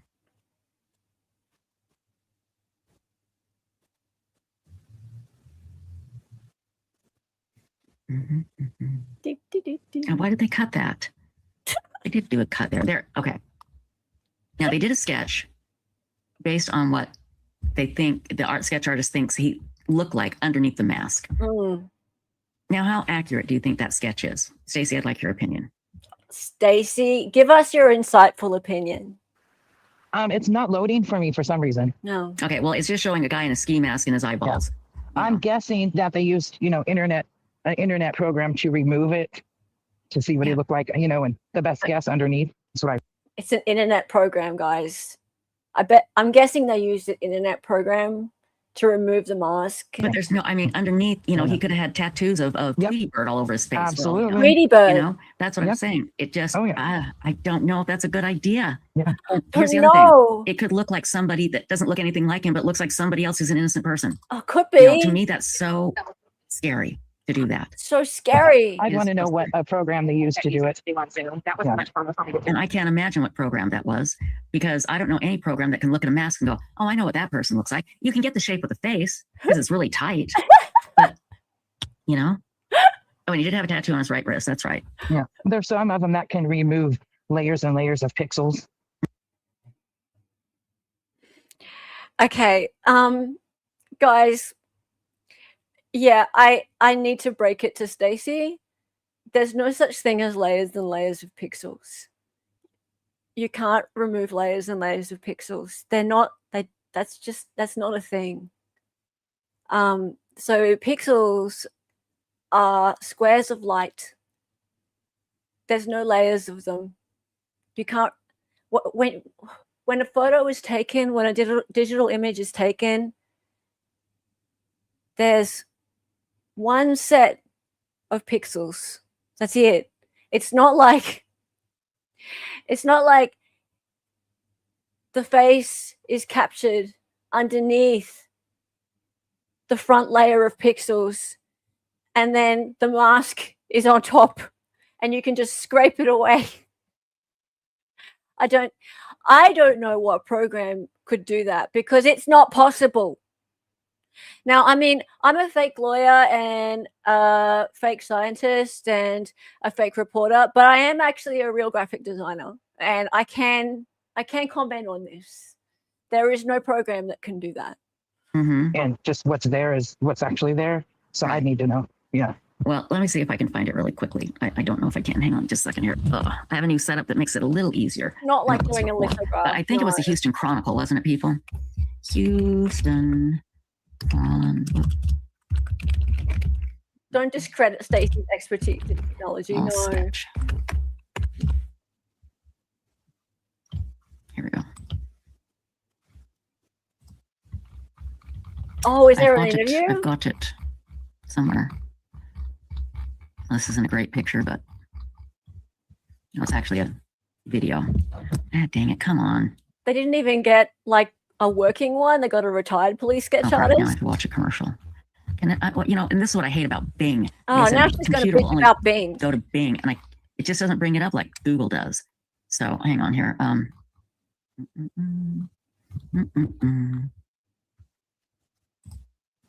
Let's see.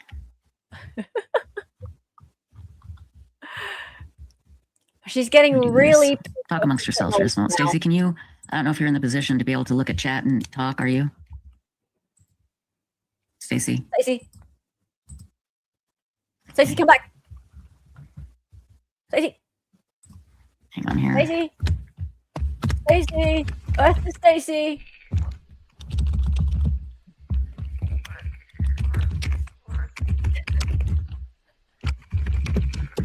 I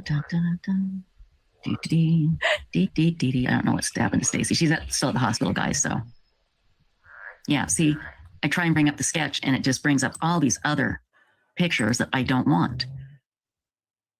Well, maybe this will do it. Hold on. Oh, poor Trisha. Sorry, guys.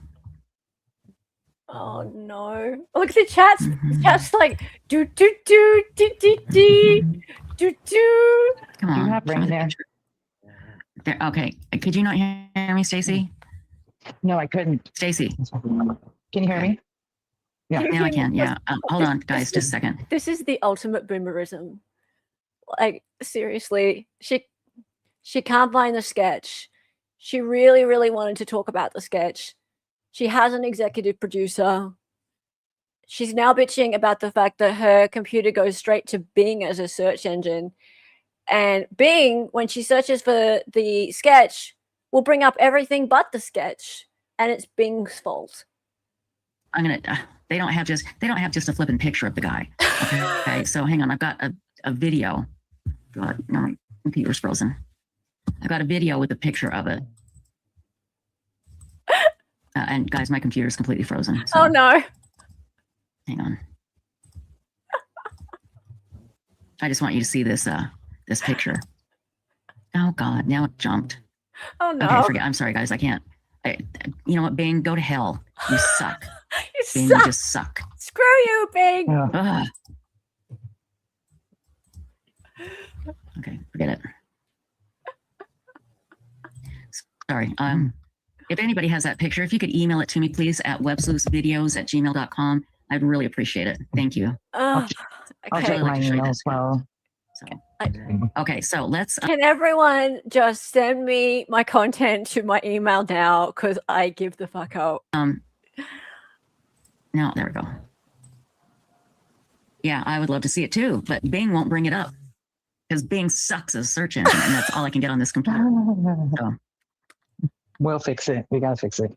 I would like the picture of the sketch that was in the Houston Chronicle that a sketch artist made based on the they took the mask off off of the ring door guy, backpack guy, and made a sketch of his face. Wait. How can you take a mask off the ring camera's door sketch whatever guy? It was Nest. But you guys just said that's not possible. How they can do that. So it's all that's what I'm looking for is that sketch, which if you put it in a Google search, it'll just pop up. But you put it in Bing and you get everything but. So I found it. I'll send it to you. Okay, thank you. Of course, I use Safari. I don't use Google. Oh, you're right. So there's another option. She's a Mac person. Everything's fine. Stacy, you're back in my good books. Even though you said that there was some software that could scrape away layers of pixels. We need to talk about that, Stacy. Because you lost your insightful Stacy alias. But the Safari thing, that means you're an Apple. We can be friends again. Meanwhile, Trish is going to get sued by Bing. I know. I'll send it right now. Thank you very much. And let's see here. Screw you, Bing. And I'm going to play from Fox 10. This is in Arizona. This is just from a few hours ago. It's just kind of a wrap up of what happened today. So let's play that while I try and grab that picture. Oh, we're going to talk about the FBI going to gun stores too to see what they are looking for. So we'll be playing that here just shortly. So hang tight. Here we go. This is Fox 10 in Phoenix, everybody. Day 16 today, and the Pima County Sheriff says the Guthrie family, including all siblings and spouses, are cleared as possible suspects in this case. And Fox 10 investigator Justin Lum joining us live now from the Guthrie home in the Catalina foothills with the latest tonight. Justin. Oh, look, it's Justin. He's the guy that was standing next to Nate when Lauren talked Nate into giving her the manuscript from Laurie Hellis. There you go. We were just talking about that yesterday. Well, Mark, Christina, as you both know, Sheriff Chris Nanos has said early on in the investigation that everything was on the table. But this is a substantial announcement today saying that the family of Nancy Guthrie has been nothing but cooperative throughout this ordeal. Also today, TMZ reporting that they received a fourth email for a ransom from someone claiming to know the identity of the suspect involved in the alleged kidnapping of Nancy Guthrie. Meanwhile, just down the road behind me, the number of yellow flowers continue to significantly grow outside Nancy's home, as well as the media presence, as we all wait on further details on DNA evidence linked to a glove in the hands of the FBI. A glove discovered 2 miles away from the home of 84-year-old Nancy Guthrie, confirmed by authorities to have the DNA profile of an unknown male. We drove along North Campbell Avenue for a rough perspective of the area, pulling over the side of the road. If this is tied to the case at all, authorities say that the glove matches the glove seen on surveillance video. That car of the suspect coming downhill, and the glove thrown out of the window would be on the passenger side if they're coming down this way. You can guess how far they could throw the glove.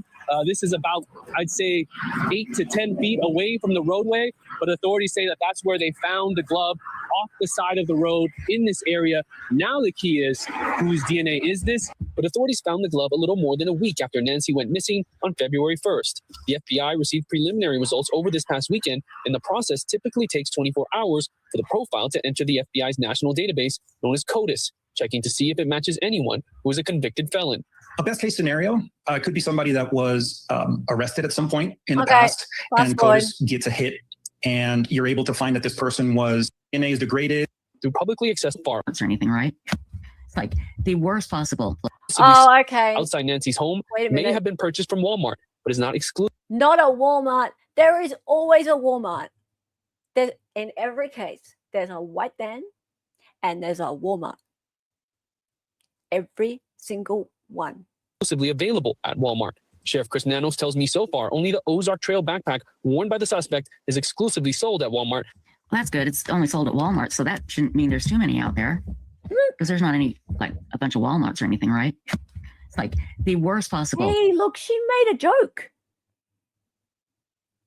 Trisha made a joke. Place. Because there are Walmarts.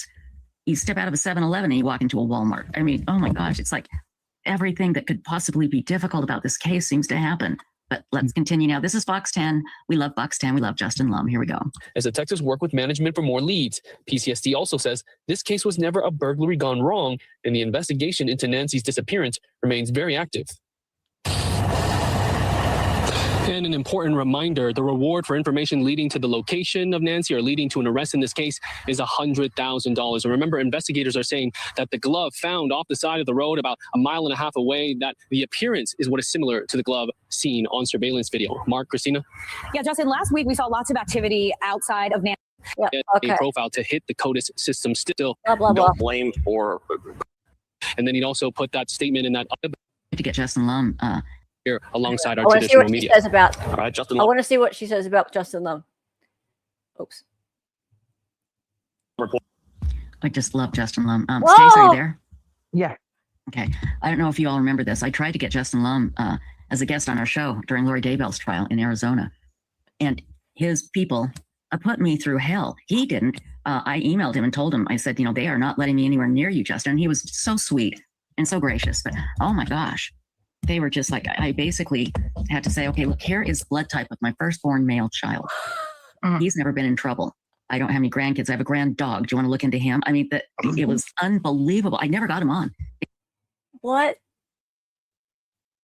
Okay. His people put her through hell. His people. He has people? Justin Lum has people? But he's a sweetheart, though. Justin wouldn't stoop that low. But she had to give him the firstborn blood.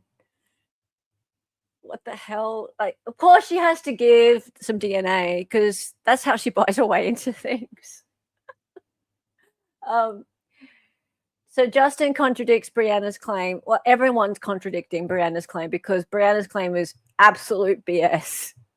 No one is supporting what Brianna has to say. She just went completely off into space. Like, yeah, Brianna's been taking crazy pills. They never approved him to come on my live stream. So, but he was very sweet. He's very sweet. They never approved him to come on her live stream. Well, isn't that curious? So, okay, there you go. Yeah, I think the sheriff is very frustrated because he does have people out there that there's some kooky people out there. Let's face it. And you're just trying to do your job, and you have the whole world yelling at you, telling you. There are some kooky people out there. I wouldn't know who. I mean, who could those people be? You're doing everything wrong. I'm sure he's very, very frustrated. But again, there isn't, like I said, there isn't a book on how to handle this. And I'm not trying to be facetious when I say this, Stacy. We could sit down with the sheriff and show him a better way to handle things. Because social media is here to stay. You have to decide, who are the good social media outlets and who are the ones that are irresponsible. Trisha and Stacy need to go and take Sheriff Nanos into a little room and show him, maybe not on a computer because they're struggling with computers right now, but perhaps like that notepad that she's got, like the big notepad or a whiteboard, maybe.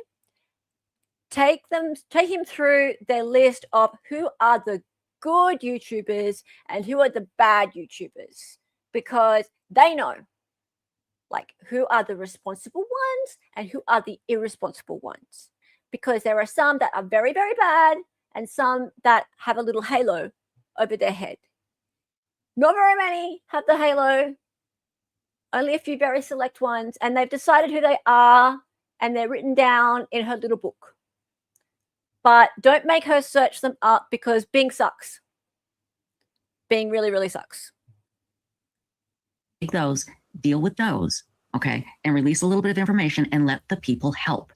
It would make your life so much easier if they would do that. Like Cheryl McCollum said the other day, I need to clip what she said and put that up as its own video because it was brilliant, and that's what Websleuths can do. So anyway, but here's the deal: Websleuths is not social media; it's a website. And Yeah, that's why it's so amazing. It's so amazing. Because it's a completely different thing. So what I notice with police is when they need social media's help, they put out pictures, information, press releases, and they ask for their help that way. But then they do ask for their help. And then they get back and see all these crazy people and crazy things going on when they put that information out. So like you said, they need to learn who to deal with, like Websleuths.com, which isn't that social media. It's an investigative group. Well, let me tell you why I call it social media. Yeah. It's just easy, and I don't like lumping it in with social media. I don't. No. But for the sake of law enforcement, it's easier just to say, hey, we're on the internet. We're all on the internet together. Mm-hmm. So it's the internet people. Better call the internet people. We are part of the internet people, even though we don't want to be part of the internet people, because then we get lumped in with those social media people. But really, we're a website. We're a website, and that puts us above all those others who are up to no good. Just do that for the sake of law enforcement, rather than trying to explain the difference, you know, because we say it's a website. Well, what I say it's a website, and I get more people respond to me better when I say website. Yeah, that's true. Oh, you're right. Yeah, you're right. But again, and it's not, there's other places too, not just Websleuths. Oh yeah, for sure. Is the best, in my opinion.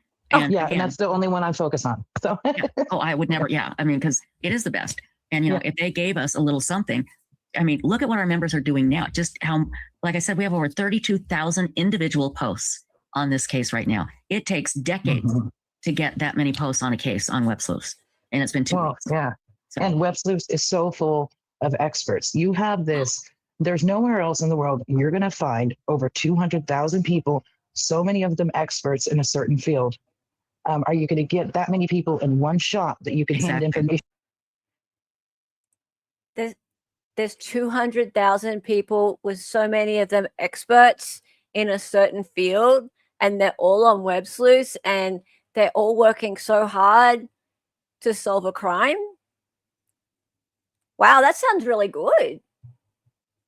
Is that what that really is? Is anyone here on there? Is anyone actually able to verify this? Experts my ass. Yeah, now Stacy's awake. They really are full of themselves, right? Like, they're really drinking their own Kool-Aid here. Like, this is weird. And they don't want to be lumped in with social media. They don't. When they explain it to law enforcement, they have to say social media because it's just easier.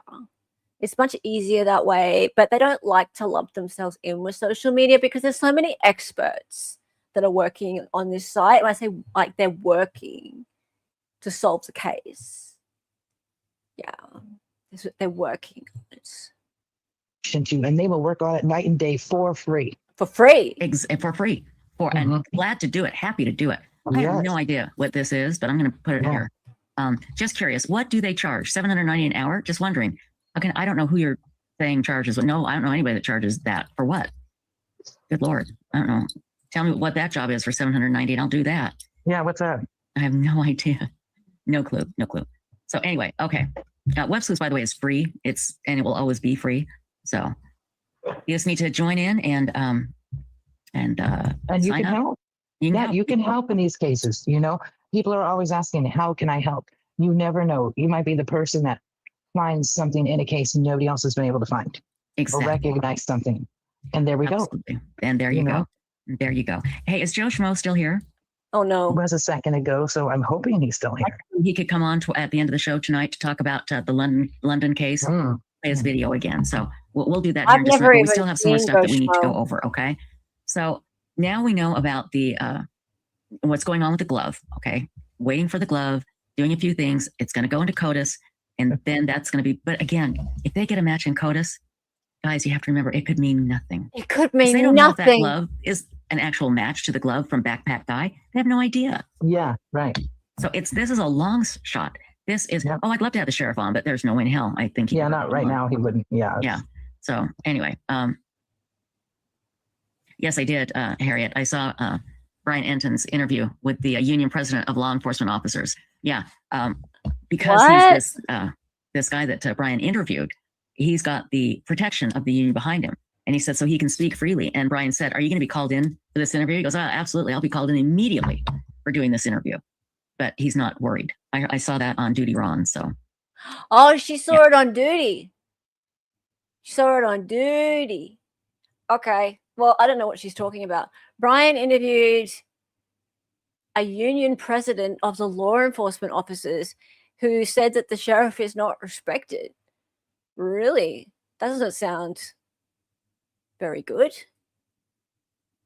So he's kind of been a bit insubordinate, maybe. Only Brian gets to talk to the sheriff. Yes, I don't know. Look, I mean, that doesn't really surprise me. I heard that, this is from Dali, I heard that Nanos struggled at the election. He didn't like sweep it in. How long did it take her to find that hairbrush? Yeah. What's with this moo thing? Who's saying moo? Makes me think of the Friends show when Joey says, it's a moo point. He cheated. What? Oh, God. It was pretty interesting.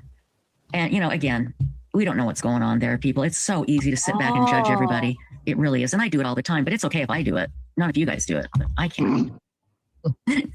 Well, at least she admits it.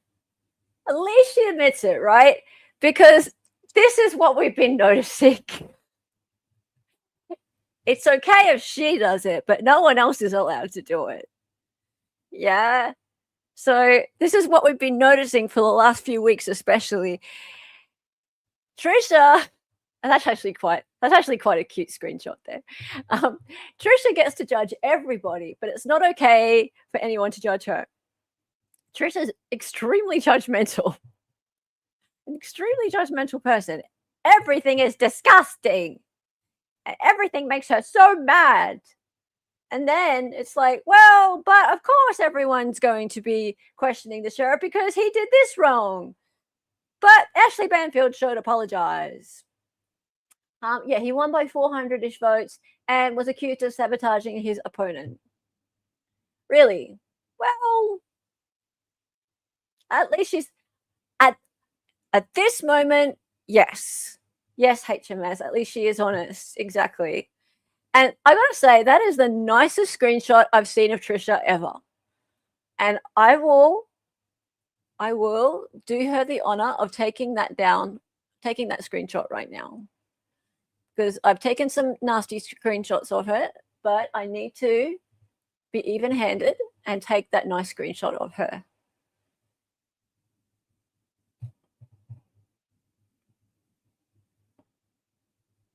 I'm sorry. You know, I'm kidding. Yeah, I don't know, guys. Again, we could go on and on about the personality issues and all of that, but I want to talk about why the FBI went and tried to find guns. Hold on, let me get my email out here.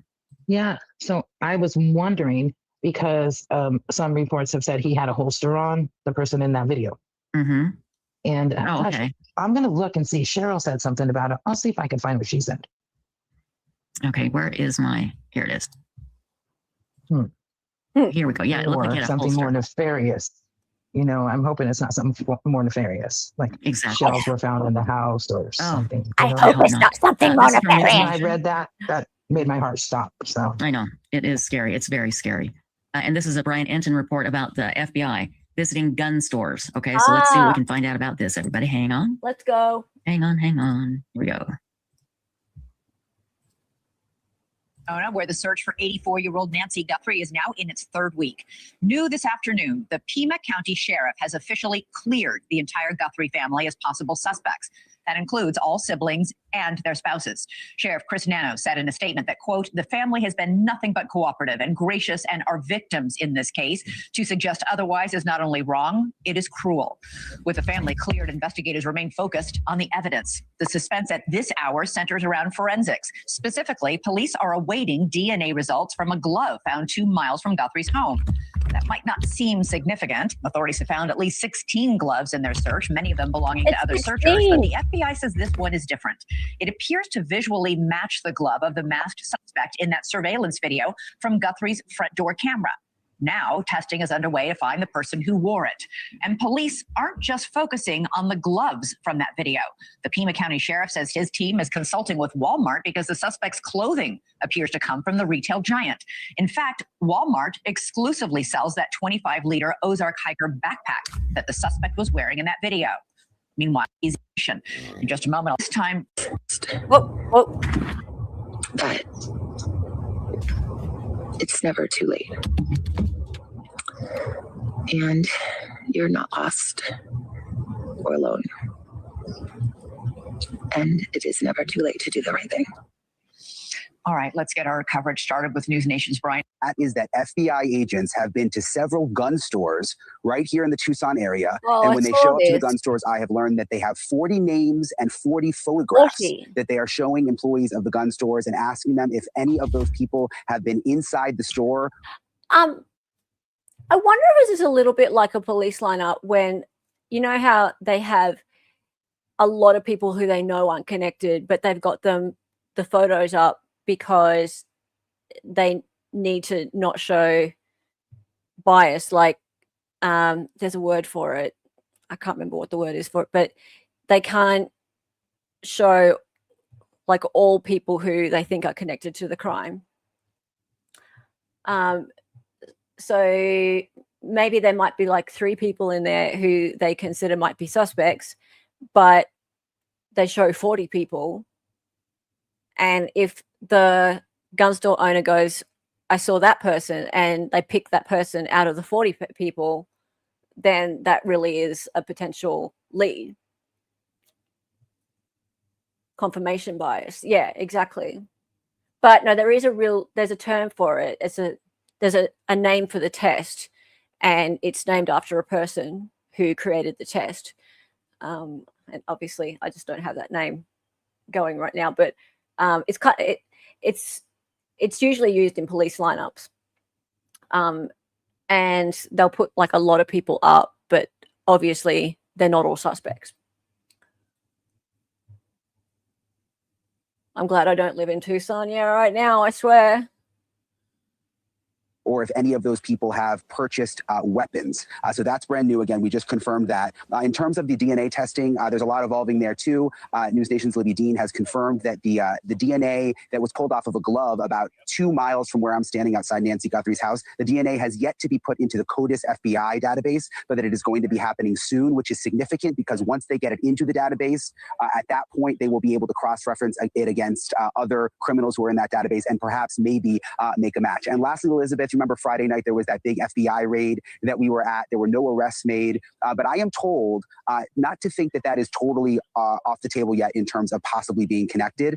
There was a federal search warrant that was conducted, which means a federal judge had to sign off on it, which means that there was some meat on the bones there, I'm told, in terms of how that home and those people could have possibly been connected to the Nancy Guthrie investigation, and that they are still going over the evidence right now, electronics, and that there was even DNA taken. So I'm told to be patient on that front, that there could still be more coming soon, Elizabeth. Brian, who are these 40 people, these pictures that the FBI is taking to local gun stores? Do we know?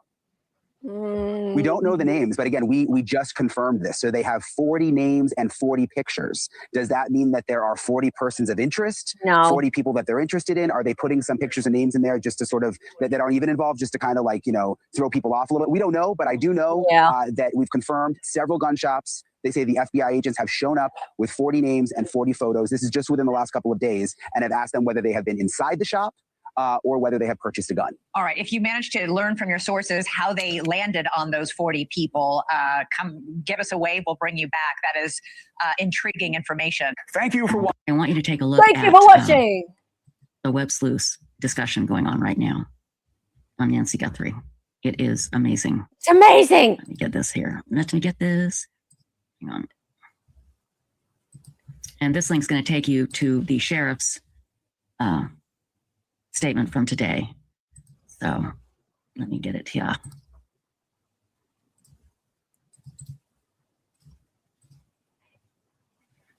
Like, it doesn't seem like huge news that they'd be going to gun stores, right? There you go. And so here you go. Guthrie. Hang on, what's she searching in now? I'll tell you Surely what, tomorrow night we'll have more information about the not being the big Zoom call with Dr. Ramsland coming up on Saturday. It's going to be great. And because we got to get going because Ping is going to be doing his show here in a little bit. So Dr. Ramsland. She's doing a Zoom call with Dr. Ramsland. Do you guys know who Dr. Ramsland is? She is a professor at WSU, and I don't know if she's still a professor there, but she's also an author. She's written like 70 true crime novels, and she got back into the news recently because she was a lecturer of Brian Cobberger's. Yeah. And she managed to become, well, let's just say she hasn't written, I don't know if she's actually released a book about Brian Cobberger yet, but if she hasn't, she definitely will, in my opinion. She has kept quiet about the case throughout the trial, the pre-trial. She reached out to the family of Brian when he was arrested to offer her thoughts, but that was it. It was very strange. She's friends with Brian Etten, and she appears on News Nation and some other, I think Law and Crime maybe, every now and again. She goes to CrimeCon and speaks on other things, but she has this connection to Brian Cobberger. Yeah. She wrote a book about BTK. Yeah, I know. Oh, it's DeSales. Sorry, wrong. Yes. So, thanks for the correction. Yes. So she was over in Pennsylvania because he was studying in Pennsylvania and he moved over to WSU. Yes. So she knew him back when he was studying back at home, back in Pennsylvania, in his home state. Yeah. And I hope they don't talk about Cobberger. Well, I think anyone who talks to Dr. Ramsland now hopes that she's going to talk about Cobberger and how he behaved in class and all that kind of stuff. I don't know whether she's talking about him yet. I don't know. I haven't seen any. I don't follow her, but and I don't know whether she's released any books or anything yet. See, I think I would have heard if she's released a book, it would be big news. But I remember her coming out and speaking out against some of the rubbish that was being said by that other author. What's his name? The one who wrote In the Dead of Night or something, or One Night in Idaho. Yeah, that complete idiot. He runs a blog called Airmail, I think. I don't think she does due to uni version of HIPAA. Yes.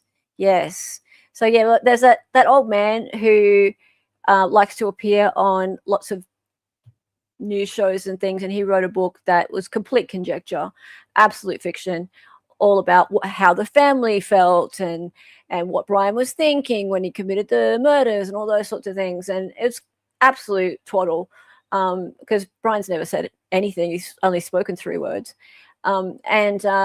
He, Bloom, thank you. Howard Bloom. Yes, went blank. Yeah, Howard Bloom. With a B, it's BLUM, but yeah, Howard Bloom. I hate even saying his name because I hate giving him any air. But he successfully grifted off that case for a year and a half. And then Brian pled, so he got away with it, basically. But he was a defamation case waiting to happen if he somehow was acquitted. But he came out with some things, and then Dr. Ramsland came out and said, no, none of that stuff's true. And this was about 2 months before Brian Cobberger was ready to go to trial, was going to go to trial. So she ended up back in the news headlines. And it was interesting timing because if he had been found guilty by jury trial, and she had come out with a book around then it would have been good timing for her to be up in the headlines. I myself, other people wouldn't have even known she was connected to him. But there was talk around then that she was writing a book about him. So I don't know about this university version of HIPAA. Interesting. We'll see. I'll do a little bit of digging on that. I'm going to have to shut up shop though, guys, because I have an appointment and this has been super fun. So we are going to redirect over to Potentially Criminal. He's doing something to do with 2A. Yes, your constitutional rights with firearms, which we have none of those here. 0. I know nothing about it. All I know is that you have the right to bear arms and I do not. I have 0. But I have many other lacking of rights here. Many, many, many. So enjoy your right to bear arms and your right to freedom of speech and all those things, whilst I sit here with none. Yes, she was an old professor of BK. He was her student. Yes, yes. And thank you for the correction from CH. I went blank. It was at DeSales University. That was before he moved across the country to Washington State. Yes. YouTube is having issues. I keep trying to refresh and I'm getting we had a problem thing come up and I'm like, have I been kicked off YouTube? But I can't be because I was playing that stream fine, but then I couldn't bring up the rest of my feed. And I was like, what is happening? So thank you for telling me that. I was like, well, weird. That's really weird. Thank you for those who contributed and sent me emails and things during the stream with things to share and stuff. And sorry to the people that I haven't got back to. I'll have a look at them after. Tomorrow, we have Laurie Hellis on and we are talking Richards. Please make sure you don't forget. Put it in your calendars, 6:15 p.m. Eastern. I can't wait to see Laurie Hellis back here again. We are getting all fired up for the Richards trial. It's a big one. And I am studying up. I've got my court documents. I have a few people's streams to watch who have been doing their countdowns and their updates. So I'm going to be doing a bit of cramming. Do you guys say cramming over there? We cram for study for tests at the last minute. So we'll be doing that this afternoon, my time. And tomorrow, yes, Laurie Hellis, Hella and Hellis, lawyers. Come to us if you are being sued or if you have a civil stalking injunction. We will help you. And Dali. Tomorrow, 6:15 p.m. Eastern. Yes, are you crammed too? Good. Sometimes I wonder if I'm just speaking gibberish to you guys. Cram sesh. Yes, indeed. Okay. And yeah, when you get over to Mr. Potentially Criminal, say hello raid for me. That would be awesome. And I love having you in chat, Dr. Vonda K. Whenever you are here, it's just lovely. All right, guys, time for the song. Her name was Hella. She was an Aussie. She was a fake lawyer from the future. She got on YouTube and made some live streams. The co-host is Donnie and she dances sometimes. The words are always so loud and because she's an 803. To be certain.